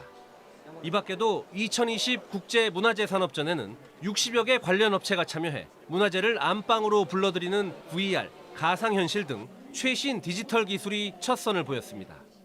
우리가 물려받은 우리의 문화유산을 우리의 경제력과 기술력으로 잘 보존해서 후세에 물려줄 수 있다는 것은 우리의 국력과 자부심을 물려주는 일이라 생각해서 이번 산업전에서는 또 미래 문화재 전문가를 꿈꾸는 청년들을 위해 문화재 관련 취업 설명과 예비 창업 프로그램도 함께 진행됩니다. KBS 뉴스 김경수입니다. 본격적인 겨울 추위에 대비를 하셔야겠습니다. 오늘 아침에는 큰 추위가 없는데요. 낮에는 찬바람이 불어오면서 기온이 크게 떨어지겠습니다. 주말인 내일 아침 서울 기온 영하 4도까지 내려가겠고, 바람 때문에 체감온도가 영하 8도 선까지 뚝 떨어지겠습니다. 오늘 동풍이 불면서 동해안 지역에는 비나 눈이 내리는 곳이 있겠습니다. 특히 강원 산간 지역에는 1에서 최고 5cm 정도의 눈이 내려 쌓이겠습니다. 또 오늘 밤부터 내일 오후까지 제주 산지에도 1cm 안팎의 눈이 내리겠습니다. 지금 서쪽 지역을 중심으로는 초미세먼지 농도 나쁜 단계 보이고 있는데요. 오늘 오전까지는 이렇게 공기가 탁하다가 오후에는 바람이 불면서 먼지가 모두 흩어지겠습니다. 지금 전국에는 구름이 많이 끼어 있습니다. 제주도와 경북 동해안 지역을 중심으로는 빗방울이 산발적으로 떨어지고 있습니다. 오늘 전국에는 구름이 가끔 많이 끼겠고요. 또 서해안 지역과 제주도에는 바람이 강하게 불면서 강풍주의보가 내려질 것으로 보입니다. 현재 기온 살펴보겠습니다. 어제 아침보다 1도에서 3도가량 기온이 높습니다. 서울이 4.7도, 철원은 영하 0.5도 가리키고 있고요. 안동은 4도에 머물러 있습니다. 한낮에는 서울이 7도, 대구 11도, 광주 10도에 머물면서 쌀쌀하겠습니다. 날씨 정보 전해드렸습니다. 코로나19 신규 확진자 수가 8달 만에 500명을 넘어서면서 3차 유행이 본격화하고 있습니다. 충남 공주의 한 요양병원에서 밤사이 17명이 추가로 확진되고, 충주와 제천에서는 김장 모임발 감염이 잇따르는 등 전국에서 산발적인 집단 감염이 이어지고 있습니다. 국방부가 국내 거리 두기를 2.5단계로 높이고 다음 달 7일까지 휴가와 외출을 전면 통제했습니다. 수능 시험을 일주일 앞두고 정부는 수험생을 둔 학부모의 마음으로 친목 활동을 멈춰달라고 요청했습니다. 미국에서는 방역을 위해 종교 행사 참석자 수를 제한하는 것은 부당하다는 연방 대법원 판결이 나왔습니다. 중국은 상하이 등 8곳을 위험 지역으로 지정하고 주민 이동을 다시 제한하기 시작했습니다. 법무부가 재판부 사찰 의혹과 관련해 윤석열 검찰총장을 대검에 수사 의뢰했습니다. 판검사를 비롯해 검찰 간부들까지 반발하는 가운데 국민의힘은 오늘 국정조사 요구서를 제출할 예정입니다. 오늘 여러모로 경각심을 한층 높여야 하는 날인 것 같습니다. 무거운 소식들이 많이 들어와 있습니다. 먼저 코로나19 일일 확진자 수가 다음 달 초까지 계속 4, 5, 600명씩 나올 거다. 방역당국의 이런 전망이 나왔습니다. 이 수치는 자칫하다가는 1000명대로도 금세 올라갈 수 있는 그런 기로에 놓여 있음을 의미합니다. 먼저 서병립 기자입니다. 서울 구로구의 한 병원. 환자 한 명이 마스크도 쓰지 않은 채 치료실을 서성입니다. 이후 이 환자를 포함해 5명이 코로나19에 감염됐습니다. 하지만 환자와 접촉했던 의료진 17명은 한 명도 확진되지 않았습니다. 마스크를 철저히 썼기 때문입니다. 걸리신 분들은 마스크 하나도 안 끼고 있었어요. 저희 직원분들 같은 경우도 전부 다 마스크 끼고 있으니 그래서 안 걸렸어요. 그분들하고 접촉을 했는데도. 반대로 경각심이 약해지면 감염은 확산합니다. 모임 자제 공고를 무시하고 단체 연수를 떠났던 진주시 사례에선 추가 감염자가 계속 나오고 있습니다. 단체 여행을 매개로 한 집단 감염도 여전히 발생하는 현실입니다. 나 하나쯤이야 하는 행동이 나뿐만 아니라 가족, 지인, 동료의 감염으로 이어질 수 있습니다. 수도권 거리두기를 2단계로 올렸지만 다음 달 초까지 하루 400에서 600명의 확진자가 발생할 것으로 방역당국은 예상합니다. 현재의 거리두기 상향 효과는 다음 주부터 나타날 것으로 예측되기 때문입니다. 소규모 유행에서 감염된 환자들이 다시 다른 유행의 감염원이 되는 것을 차단하는 것이 가장 중요한 전략이 됩니다. 새로운 집단 감염이 나오지 않도록 하는 게 가장 중요한데 이를 위해선 국민적 차원의 강력한 대응이 요구된다며 3가지 필수 사항을 요청했습니다. 마스크를 착용하는 것은 물론 가급적 모이지 말고 의심 증상이 있으면 바로 검사를 받아달라는 겁니다. 조용한 전파가 지속되는 경우에 접촉자, 환자들의 동선을 추적 관리하면서 이것을 다 억제한다. 이 속도는 대응팀을 증가시킨다라고 하더라도 따라잡기 어렵다. 방역당국은 수도권 거리두기 2.5단계 상향을 검토하기는 아직 이르지만 확산세에 따라 언제든 강력한 조치를 취할 수 있다고 강조했습니다. KBS 뉴스 서병립입니다. 네, 코로나19 전국 현황은 앵커 브리핑으로 따로 정리해드리겠습니다. 어제 0시 기준 신규 확진자 583명 나왔습니다. 하루 500명 넘게 이렇게 확진자가 나온 것은 앞서 대구 경북에서 1차 유행이 발생했던 지난 3월 이후 8개월 만입니다. 특히 서울 해외 유입을 포함해 확진자가 어제 213명이나 나왔습니다. 이 수치 코로나19 발생 이후 서울에서 최다치입니다. 주요 집단 감염 사례들 살펴볼까요? 먼저 서울 강서구 댄스 교습소 관련해서 어제 저녁 6시 기준으로 누적 확진자 수가 80명까지 지금 늘었습니다. 환기가 잘 안 되는 지하층이었다고 하죠. 그 밀폐된 공간에서 밀접 또 밀집 상태로 격렬한 움직임이 있었기 때문에 강사와 수강생 등이 동시다발로 감염됐습니다. 기존의 집단 감염 확진자와 접촉해서 발생하는 연쇄 감염도 확산되고 있습니다. 서울 마포구 교회와 관련해서 접촉자 조사 과정에서 13명이 추가로 확진되면서 이제 누적 감염자 수가 120명에 육박해 가고 있고요. 또 전북의 군산 지인 모임과 관련해서는 지난 23일 첫 확진자가 나온 이후로 꾸준히 계속 추가 확진자 나오면서 이제 누적 인원 17명까지 늘었습니다. 부산은 한 음악실에서 시작된 집단 감염이 빠르게 확산되고 있습니다. 사흘 새 전국적으로 70명 넘는 전파를 낳았는데요. 부산에서 있었다는 음악 동호인 모임이 어떻게 전국적으로 집단 감염의 고리가 된 건지 강예슬 기자의 보도로 보시겠습니다. 부산의 한 오피스의 지하에 위치한 음악 강습실입니다. 200제곱미터 규모의 공간에 무대뿐 아니라 연습실 6곳이 있습니다. 장구 수업은 33제곱미터 남짓한 좁은 연습실에서 하루 4-5차례 한 번에 1시간 정도 이뤄졌습니다. 수업에 참여하는 교습생은 한 강좌에 서너 명. 그런데 왜 사흘 새 40명 넘는 수강생들이 감염됐을까? 부산시는 산밀, 즉 밀집, 밀접, 밀폐 환경을 원인으로 봤습니다. 방음을 위해 출입문과 창문 등을 닫은 채로 수업을 했고 환기가 제대로 안 되는 공간에서 가까이 앉아 소리를 내면서 침방울이 널리 퍼졌을 가능성이 높다고 본 겁니다. 여기에다 격렬하게 춤을 추면서 추임새까지 곁들이는 수업의 특성상 마스크 착용도 제대로 이루어지지 않았습니다. 트로트 노래를 틀어놓고 하기 때문에 운동이거든요. 완전 운동이다 보니까 마스크 흘러내리거나 안감 턱에 걸치거나 이런 사람들. 이곳 수강생들이 지난 20일 울산에서 열린 장구 자격시험에 참가하면서 확산세가 부산이 넘어 전국으로 퍼졌습니다. 전국 각지에서 온 참가자들은 장구 시험을 치르면서 마스크를 제대로 쓰지 않았습니다. 시험 보시는 분들은 마스크를 벗은 모습을 보셔야 되기 때문에 시험 치는 동안은 마스크를 벗은 거로 알고 있습니다. 특히 상대적으로 젊은 확진자들은 감염 초기 무증상 상태에서 생활한 결과 초등학교와 요양병원 등으로 감염이 이어졌습니다. 부산에서 첫 확진자가 나온 이후 사흘 만에 전국에서 관련 확진자가 70명을 넘었습니다. KBS 뉴스 강예슬입니다. 충남 공주의 푸르메 요양병원에서도 17명의 확진자가 더 발생했습니다. 병동에 격리된 사람들을 대상으로 재검사를 한 결과 추가로 양성 판정을 받았습니다. 성용희 기자가 보도합니다. 공주 푸르메 요양병원에서 확진자 17명이 추가 발생했습니다. 환자 15명과 간호사 1명, 간병인 1명입니다. 이들은 지난 23일부터 병원에서 집단 감염이 발생하자 접촉자로 분류돼 병동과 임시시설에 격리됐는데 재검사에서 양성 판정을 받았습니다. 어제 해당 병원에서는 음성 판정을 받았던 환자 3명과 간병인 1명이 발열 증세를 보인 뒤 재검사에서 확진되면서 격리자 전원에 대한 재검사가 실시됐습니다.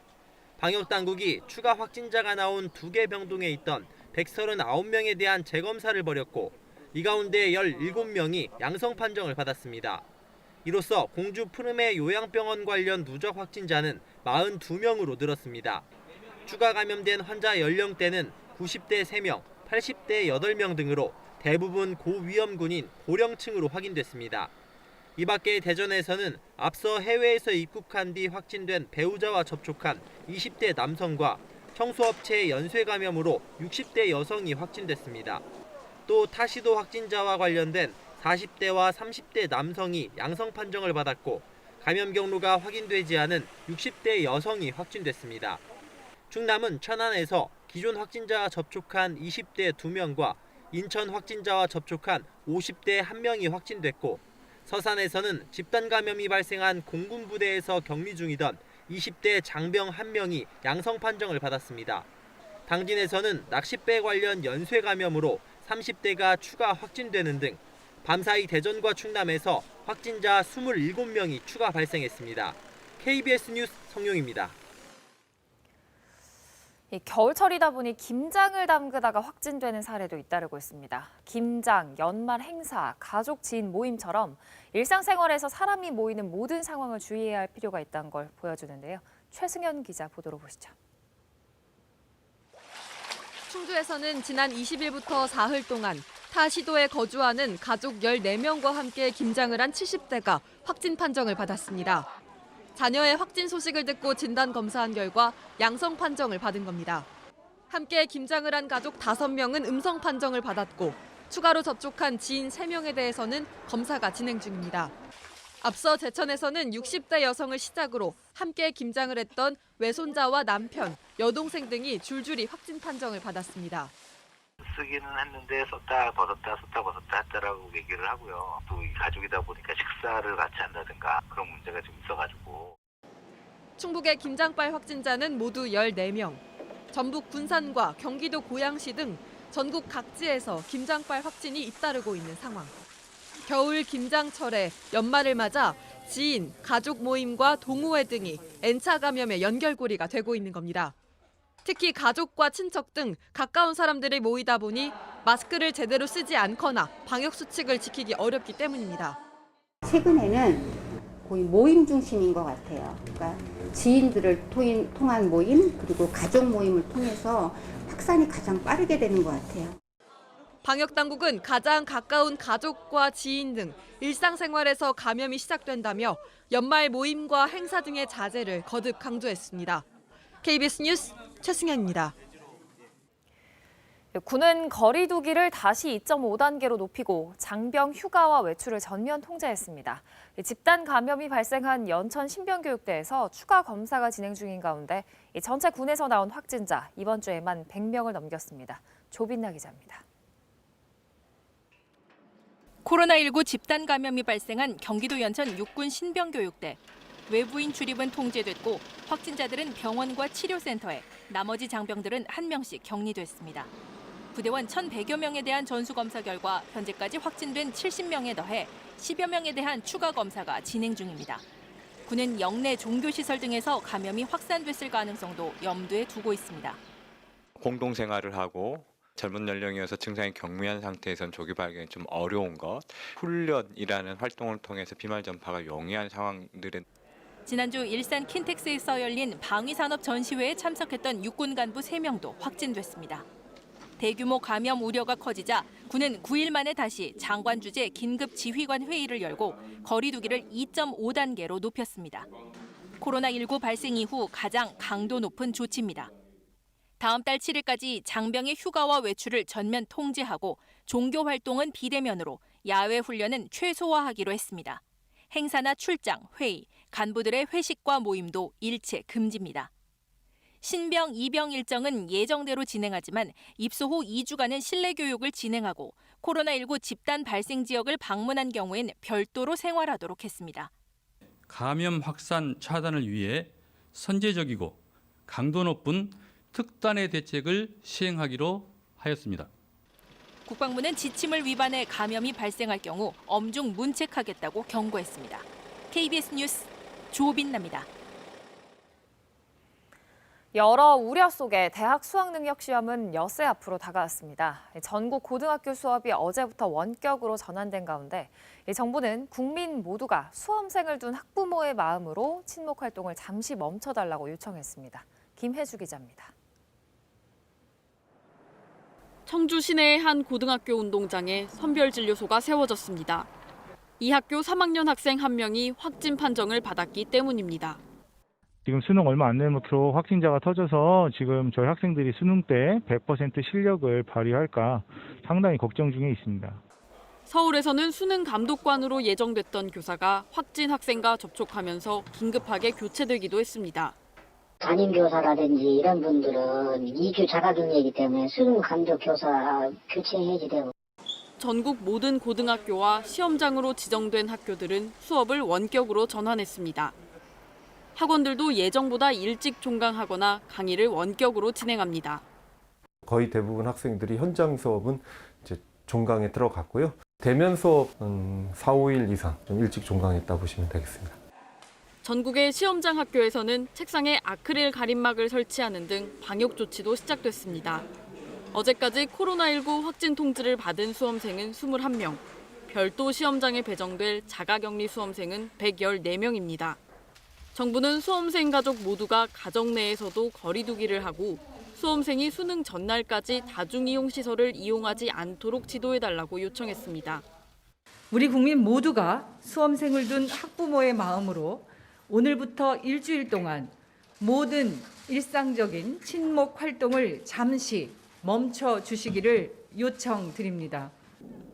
정부는 수능 하루 전날 검사 대상자 또는 확진이 돼도 시험 볼 기회를 제공할 계획입니다. 이를 위해 172개의 병상과 자가격리 수험생을 위한 784개의 시험실이 마련됩니다. KBS 뉴스 김혜주입니다. 미국에서는 코로나19 방역보다 종교 예배가 우선이라는 취지의 대법원 판결이 나왔습니다. 트럼프 대통령이 임기 막판에 임명했던 베럿 대법관 기억하시죠? 이 보수 성향의 그녀가 이 판결에 결정적인 역할을 한 것으로 전해지는데요. 방역을 이유로 종교 행사 참석자 수를 제한해서는 안 된다, 이런 판결이었습니다. 뉴욕 한보경 특파원입니다. 미국 연방대법원이 뉴욕주가 코로나19 확산을 막기 위해 예배 모임에 참석자 수를 제한한 건 헌법에 위배된다는 판결을 내렸습니다. 유대교와 가톨릭교회가 제기한 소송에서 종교단체들의 손을 들어준 겁니다. 9명의 연방대법관이 5대4로 의견이 갈렸는데 다수 의견은 뉴욕주의 규제가 종교의 자유를 보장한 수정헌법 제1조를 위반했다고 봤습니다. 미국 언론들은 진보 성향의 긴즈버그 대법관 타계 후 그 빈자리를 채운 베럿 대법관이 이번 판결에 결정적 역할을 했다는 분석을 내놓고 있습니다. 대선을 코앞에 두고 베럿 대법관 임명을 강행했던 트럼프 대통령은 대법원 판결이 나온 직후 관련 기사를 트위터에 올리고 행복한 추수감사절이라고 했습니다. 연방대법원은 긴즈버그 대법관이 사망하기 전인 지난 5월과 7월에 있었던 캘리포니아, 네바다와 관련한 소송에선 모두 주정부의 예배 제한권을 인정하는 취지의 판결을 내린 바 있습니다. 쿠오모 뉴욕 주지사는 연방대법원이 달라졌다며 강하게 날을 세웠습니다. Why rule on a case that is moot and come up with a different decision than you did several months ago on the same issue? You have a different court. 지난달 초 초정통파 유대교도들이 모여 사는 브루클린 일대를 중심으로 코로나19 확진자 수가 급증하자 쿠오모 뉴욕 주지사는 양성률이 높은 지역에 대해 예배 참석 인원을 10명으로 제한하는 행정명령을 내렸고 이에 항의하는 유대교도들의 대규모 시위가 이어졌습니다. 그런가 하면 이달 초에는 유대교도 7천여 명이 회당에 모여 종교 지도자 손자의 결혼식을 비밀리에 올렸다가 뉴욕 주정부가 $15,000의 벌금을 주최 측에 부과하기도 했습니다. 뉴욕에서 KBS 뉴스 한보경입니다. 네, 중국 상황도 다시 나빠지고 있습니다. 한동안 국내 감염 사례는 없고 해외 유입만 조금씩 이어지다가 근래 들어서는 내국인 확진자들이 다시 나오기 시작했습니다. 그것도 대도시들을 중심으로 8개 지역의 상황이 나빠지자 중국 당국은 결국 주민 이동을 다시 제한하기 시작했습니다. 베이징 안양봉 특파원입니다. 한 체육관에서 주민 핵상 검사가 이뤄지고 있습니다. 네이먼구에선 지난 21일 2명이 확진된 데 이어 9명의 환자가 또 발생했습니다. 我们这个福田问题馆呢，配备了34个检测人员，应该是每3秒应该检测一个人。该满洲的这个南区28000多人，我们应该是3天。 텐진에서도 최근 9명, 또 상하이에서도 7명이 확진됐습니다. 특히 확진자가 나온 상하이 푸동공항에선 전체 직원 17,000명에 대한 핵산 검사가 이루어졌습니다. 刚才我们同学他们都跟我说一定要戴好口罩。 중국에선 확진자가 나온 한 아파트 단지 등 상하이 4곳, 텐진 1곳, 네이먼구 2곳 등 모두 8곳이 위험 지역으로 지정됐습니다. 위험 지역 주민은 이동이 제한되고 밀폐형 업소는 영업이 중단됩니다. 중국은 최근 잇단 본토 확진이 수입 냉동식품 포장지 등에 바이러스가 묻어 들어와 감염된 것으로 보고 있습니다. 이 때문에 아시아 최대 시장 베이징 신파디 시장은 냉동 냉장육과 해산물 판매를 중단했습니다. 중국 국영제약사 시노팜은 마지막 3상 임상 중인 백신을 출시하겠다고 최근 보건당국에 신청했습니다. 중국 매체는 국내외 수요가 높아 올해 안에 백신 사용 승인이 날 것으로 내다봤습니다. 베이징에서 KBS 뉴스 안양봉입니다. 유럽의약품청은 앞으로 며칠 안에 코로나19 백신에 대한 조건부 판매 승인 신청을 받을 것으로 예상했다고 로이터 통신이 전했습니다.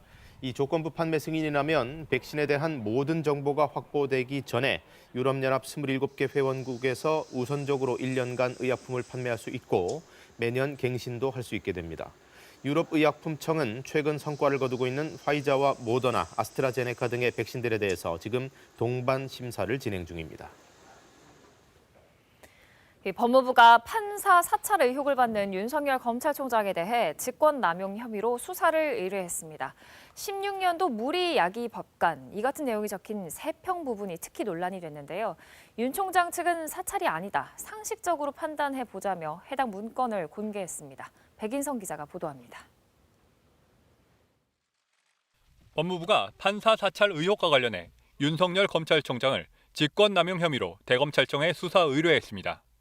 재판에 영향을 주기 위해 악용할 수 있는 개인정보가 담긴 문건이 윤 총장의 지시로 작성, 배포됐다는 겁니다.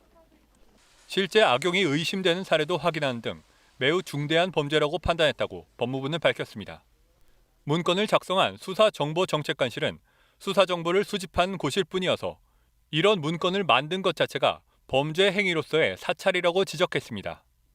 논란이 커지자 윤 총장의 변호인들은 상식적 판단에 맡겨보자며 9페이지 분량의 해당 문건을 공개했습니다. 주요 특수공안사건 재판부 분석이라는 이름의 문건에는 사건 피고인별로 재판부와 판사 이름을 기재했고 비고란을 해당 판사의 학력과 근무 경력 등 출신, 주요 판결, 세평으로 구분했습니다. 세평에는 논란이 됐던 우리법 연구회 출신이지만 합리적이라는 평가, 16년도 무리야기법관 리스트에 포함됐다는 등의 내용이 담겼습니다. 재판 진행 방식이나 변호인의 주장을 들어주는 정도, 공판 검사들의 의견 등도 포함됐습니다. 윤 총장 측은 실제 문건에서 볼 수 있듯 공개된 자료와 일선청 공판 검사들에게 물어본 내용을 공판 참고용으로 정리한 것이라 주장했습니다. 문건을 작성한 수사정보정책관실의 직무에서도 벗어나지 않는다고 강조했습니다. 수사 의뢰를 받은 대검은 사건을 어느 검찰청에 배당할지 검토 중입니다. KBS 뉴스 백인성입니다. 윤 총장에 대한 징계 절차에도 속도가 나고 있습니다. 추미애 장관이 다음 주 징계심의위원회를 열기로 했는데요. 윤 총장은 직무정지 명령을 멈춰달라는 집행정지 신청에 이어서 취소 소송을 내며 법적 대응에 나섰습니다. 김민철 기자가 보도합니다. 법무부가 다음 달 2일 윤석열 검찰총장에 대한 징계심의위원회를 연다고 밝혔습니다. 윤 총장에 대한 징계 청구 이틀 만에 징계의 날짜까지 못 박는 등 속도를 내는 모양새입니다. 징계의 개최 당일에 윤 총장의 해임이나 면직까지 의결할 수 있다는 관측이 나옵니다. 법무부는 윤 총장 본인이나 특별 변호인이 징계위에 출석할 것을 통보했지만 윤 총장의 출석 여부는 아직 정해지지 않았습니다.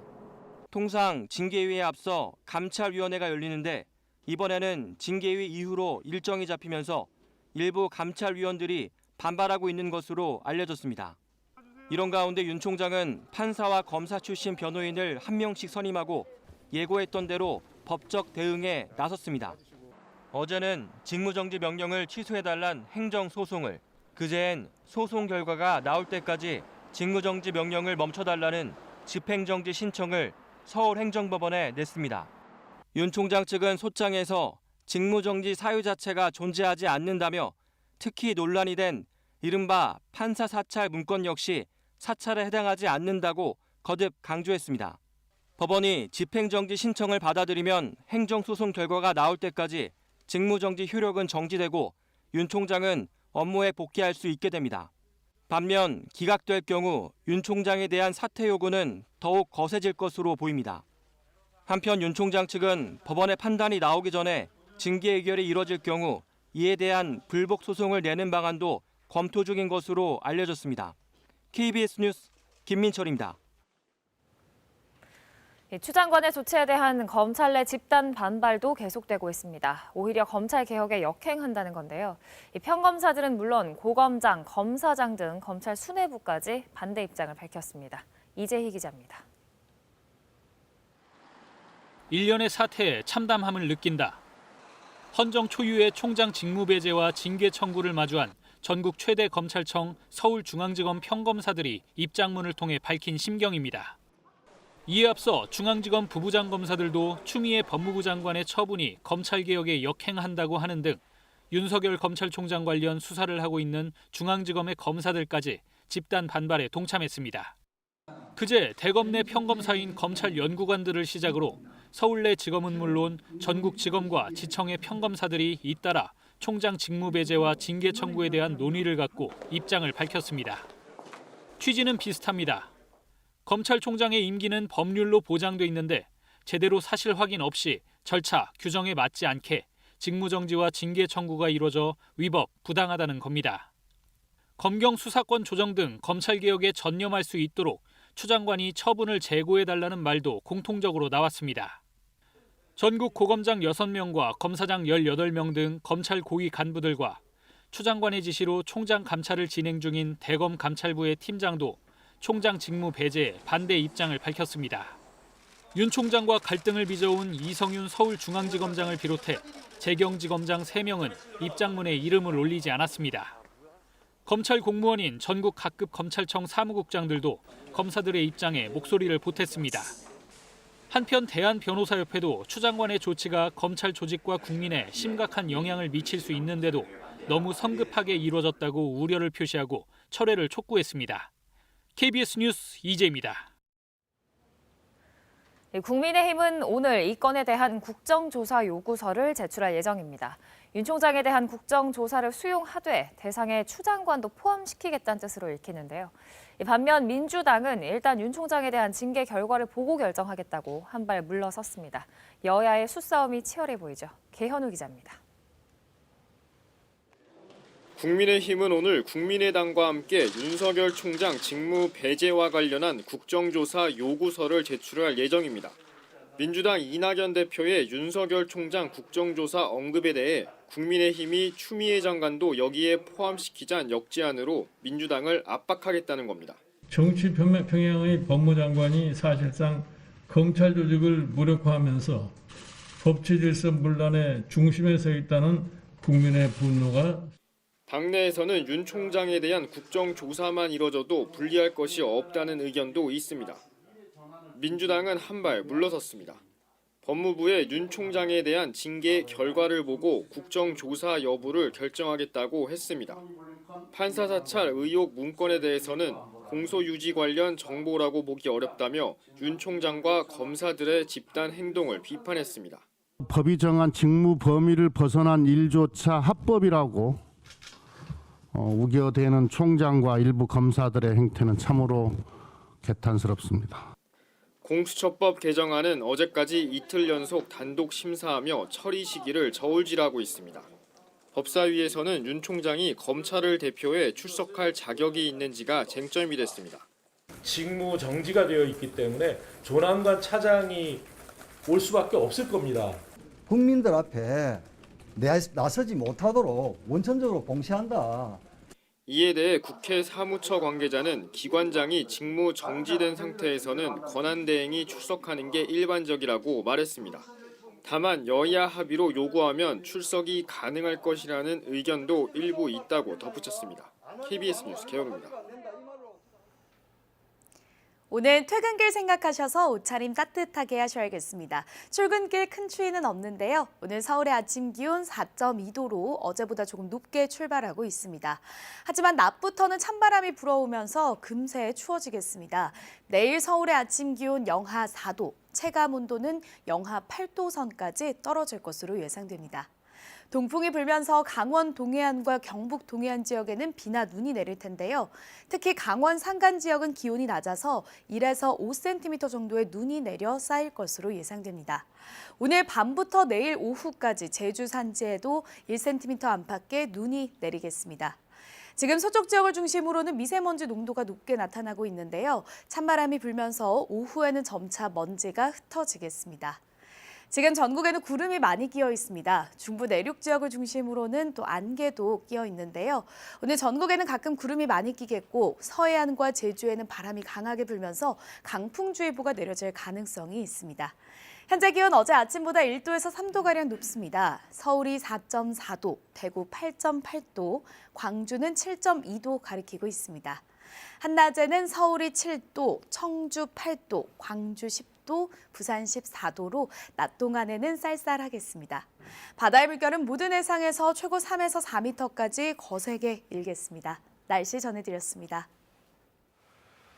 네, 올해 여름은 참 수해가 많았죠. 특히 여러 지역에 고질적이고 반복적인 문제들이 드러났는데 예컨대 경북 영덕의 강구시장 같은 경우에는 2018년 태풍 콩레이를 시작으로 올해 여름까지 3번이나 연속 침수 피해를 입었습니다.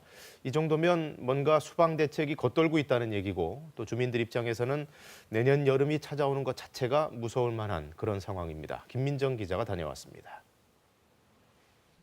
강구시장이 있는 영덕군 오포리는 지난 21개월 동안 3차례나 물에 잠겼습니다. 마을엔 순식간에 물이 찼고 그때마다 혼비백산, 대피하길 되풀이했습니다. 한 2m, 한 60 정도는 거진 다 찼어요. 우리 집이 바로 요인데 그까지 찼으니까. 세간살이를 새로 장만할 여력도 없어 빗물에 잠겼던 나무 서랍장을 그대로 말렸습니다. 안 열려요, 보세요. 안 열려가지고 억지로 이래가지고. 이젠 비 오는 소리만 들어도 가슴이 덜컹 내려앉습니다. 우리 아들이 꿈을 꾼대잖아요. 우리 엄마가 물이 채가지고 물이 다 차가 죽어가 둥둥 떠 있는 꿈을. 시장 입구의 이 슈퍼마켓은 식료품이며 냉동고까지 전부 물에 떠내려갔습니다. 제일 답답한 건 왜 같은 재난이 해마다 되풀이되냐는 겁니다. 큰 변화도 바뀌는 것도 없고 솔직히 그게 하루 아침에 되는 그런 것도 없고 큰 기대를 안 하고 살죠 그냥. 2018년 태풍 콩레이와 지난해 미탁, 올해 7월 집중호우까지 매년 가게는 엉망이 되고 물고기는 폐사하고 여름은 두려움이 됐습니다. 내년에 또 태풍이 온다든가 비가 많이 완전 폭우가 억수까지 쏟아질 때나 이럴 때 같으면 또 어떻게 될지 몰라요. 보시다시피 이 지역은 인접한 도로에 비해서 지대가 확연히 낮습니다. 침수되기 쉬운 지형인데요. 2018년 태풍 콩레이 때 침수 피해를 입은 직후 침수를 예방하기 위한 각종 사업들이 추진됐지만 대부분 차질을 빚거나 지연되기 일쑤였습니다. 토지 보상 문제로 공사가 1년 가까이 멈췄던 배수펌프장 증설 사업도 민원으로 차질을 빚었던 하천 정비 사업도 내년에나 마무리될 예정입니다. 주민들이 침수 원인으로 줄곧 지목해온 철도역에 대한 조사는 이제야 시동을 걸었습니다. 빗물 저류시설이 들어설 곳은 여전히 허허벌판. 사업비가 모자라 착공은 내년으로 미뤘습니다. 콩레이 미탁 올 적에는 태풍이니까 생각했잖아요. 원래 그 폭우가 와가지고 침수돼 버렸지. 이거는 인재다. 편하게 뭐 생활을 할 수 있고 뭐 장사도 하고 그냥 아무 걱정 없이 했으면 좋겠고 바람이 있다면은 뭐 2번 다시 이런 태풍이 수해가 없었으면 좋겠습니다. 지난 3번의 수해로 오포리 일대에선 주택과 상가 점포 786곳이 물에 잠겼습니다. KBS 뉴스 김민정입니다. 세월호 침몰 원인이 다시 미궁에 빠졌습니다. 그동안 방향타 조절 장치 고장으로 배가 급선회하면서 침몰했다는 추정이 유력했는데 사회적 참사 특별조사위원회가 내놓은 결론은 달랐습니다. 김혜린 기자입니다. 2014년 4월 16일 아침 세월호는 급히 오른쪽으로 방향을 틀다가 기울었습니다. 세월호 선체조사위원회는 배가 급선회하게 된 원인의 하나로 유압식 조향장치, 솔레노이드 밸브가 고장났기 때문인 것으로 추정했습니다. 솔레노이드 밸브는 조타기의 전기 신호를 배 뒤에 있는 방향타에 전달하는 핵심 부품입니다. 하지만 침몰 당시 세월호의 방향타는 오른쪽이 아닌 왼쪽, 좌연 8도를 가리키고 있었습니다. 의문이 제기되자 사회적 참사 조사위원회는 세월호와 설치된 것과 같은 솔레노이드 밸브를 만들었습니다. 이 밸브의 고착만으로 배가 전복될 수 있는지 실증적으로 실험했습니다. 당시 세월호에는 인천행과 제주행 두 개의 방향 제어 장치에 솔레노이드 밸브가 각각 1개씩 있었고 고착된 밸브는 인천행 제어 장치와 연결된 것이었습니다. 선체가 오른쪽으로 크게 기운 뒤 방향타가 좌연 8도를 유지했던 침몰 당시의 상황이 되려면 두 가지 조건이 필요합니다. 우선 선원들이 고장난 인천행 방향 제어 장치를 끄고 대신 제주행 방향 제어 장치를 써야 합니다. 혹은 선원들이 처음부터 무리하게 방향타를 꺾어야만 합니다. 그러나 조사 결과는 달랐습니다. 지금까지 선원들은 이런 행위들, 그러니까 인천행 타깃 펌프를 끄고 제주행 타깃 펌프를 켰다. 이런 진술을 하는 선원들이 없습니다.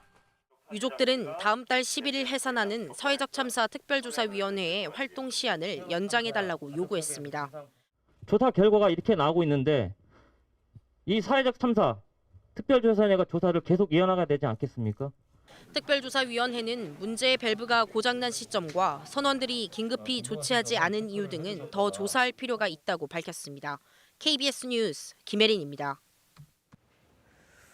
태국에서는 민주화 시위대와 반대 진영 간 충돌이 극단으로 치닫고 있습니다. 총격으로 시위대가 부상을 입는가 하면 사제 폭탄까지 날아들었습니다. 그 모습이 중계 카메라에 그대로 잡혔는데요. 김원장 특파원 보도로 보시죠. 태국 국왕이 대주주로 있는 은행 본사 앞에서 민주화 시위가 열렸습니다. 시위가 마무리될 무렵인 밤 10시쯤 갑자기 총성이 들렸습니다.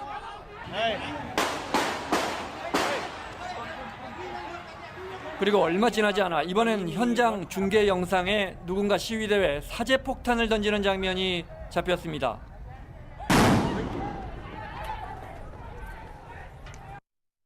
배에 총을 맞은 대학생은 병원으로 옮겨졌습니다. 경찰은 현장에서 용의자를 체포하고 총기 한 정을 압수했습니다. มันสามารถตรวจสอบได้อะค่ะหรือว่าสามารถพิจารณาได้ว่าอันไหนควรอันไหนไม่ควรหรืออะไรอย่างเงี้ยค่ะเพราะว่าตอนนี้คือ 현지 언론은 이번 사건을 민주화 시위를 반대하고 지금 정부를 지지하는 이른바 옐로우 셔츠 진영이 저지른 것으로 보고 있습니다. 시위 현장에서 두 진영 간 충돌이 점점 더 극단으로 치닫는 가운데 태국 정부는 민주화 시위대에 왕실 모독죄를 적용하는 방안을 검토 중입니다. 왕실 모독죄는 최대 징역 15년형이 가능합니다. 방콕에서 KBS 뉴스 김원장입니다.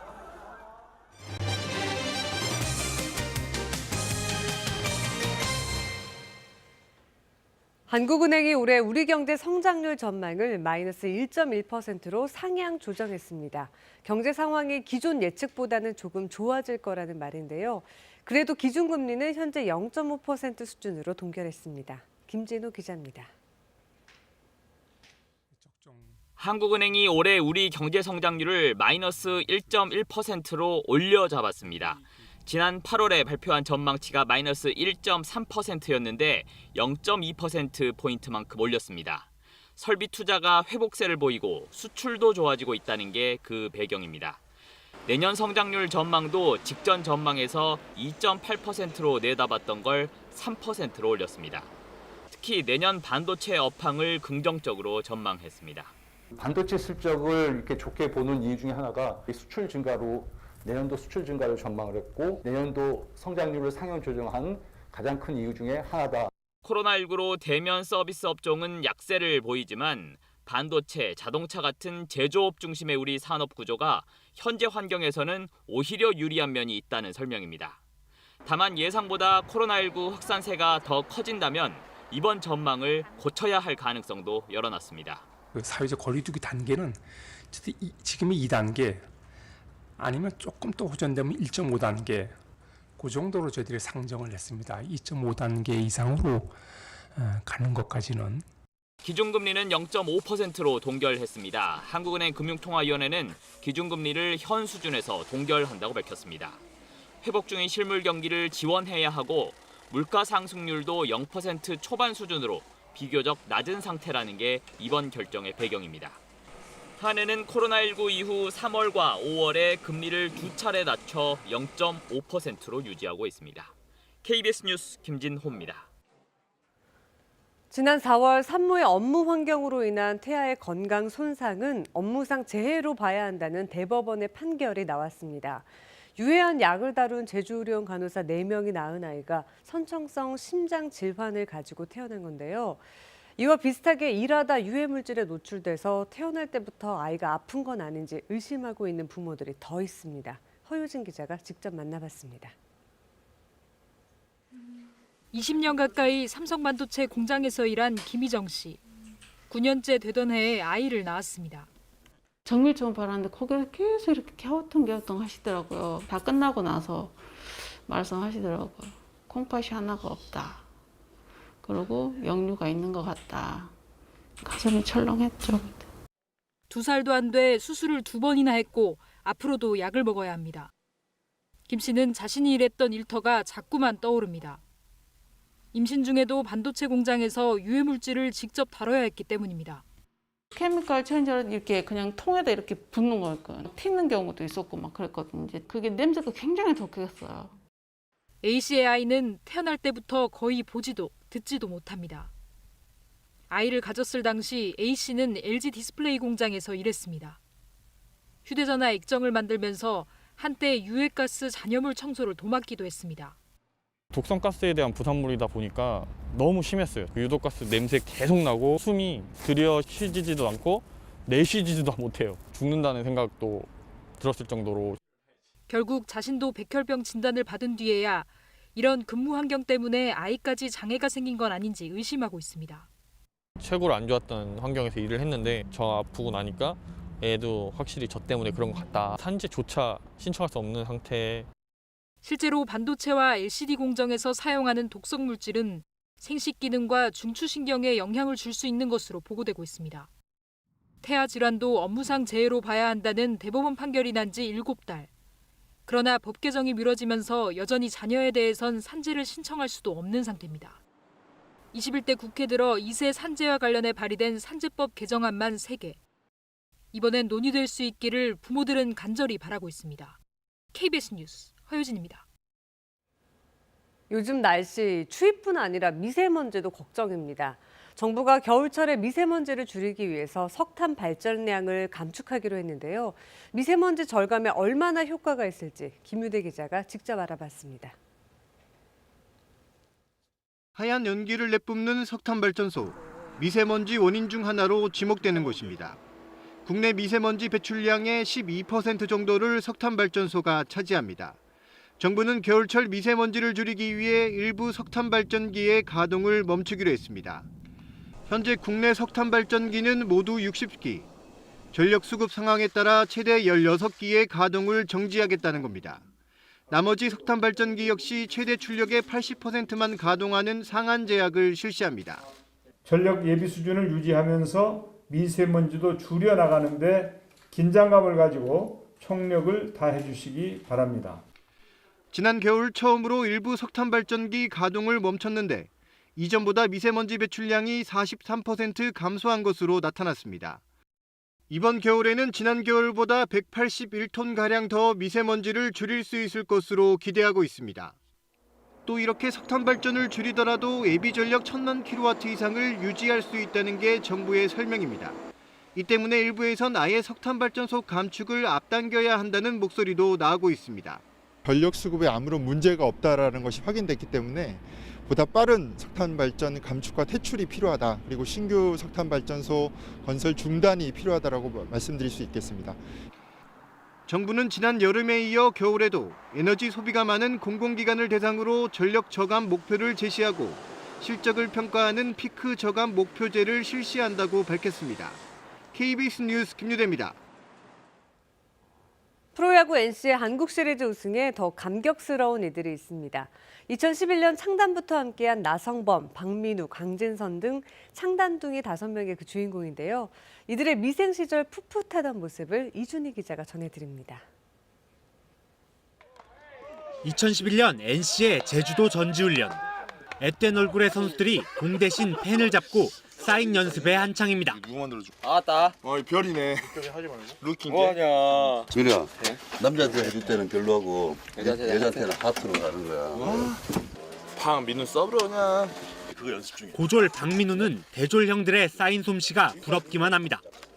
자식아 대학교 4년 허투루 쓴 게 아니야 임마. 지금보다 홀쭉한 나성범은 타격 연습에 한창입니다. 투수에서 타자로 전향한 지 한 달째. 이때 가장 큰 꿈은 신인왕이었습니다. NC에도 이런 선수가 있다. 신인왕 신생팀에서 나오면 엄청난다고 생각하거든요. 제 생각엔 그래서 제가 목표를 갖고 있습니다. 그렇게. 비가 와 훈련이 취소되길 바라던 19소년 강진성. 비 와갖고 오늘 약간 좀 세이브 해주겠구나 그러고 운동장 나왔는데 그래도 뭐 비 와서 뭐 덥지도 않고 그냥 좋은 것 같아요. 오랜 무명의 시간을 이겨내고 3할 타자로 성장해 우승을 이끌었습니다. 제가 9년 동안 좀 힘들었는데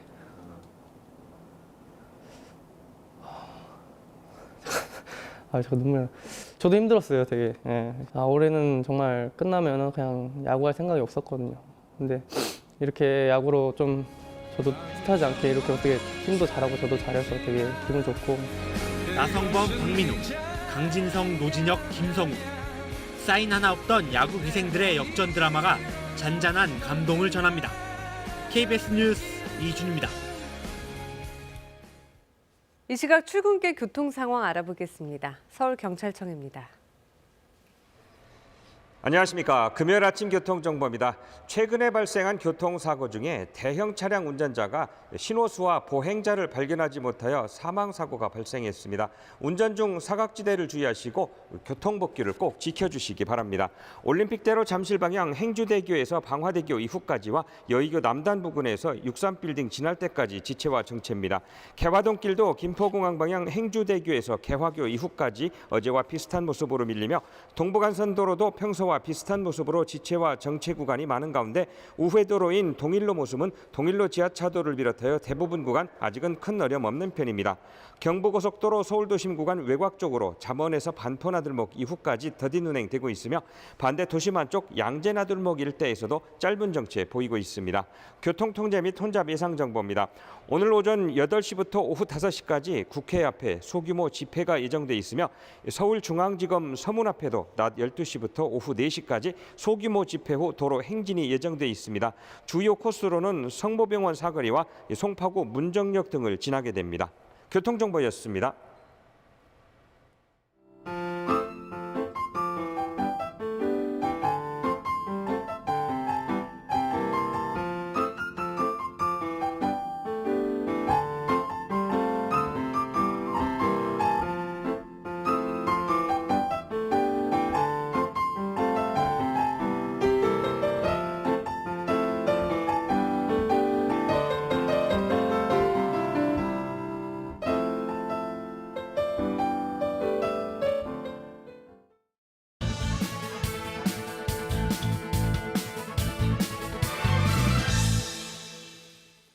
여객기의 자존심 의자를 이렇게 떼내고 짐을 실었네요.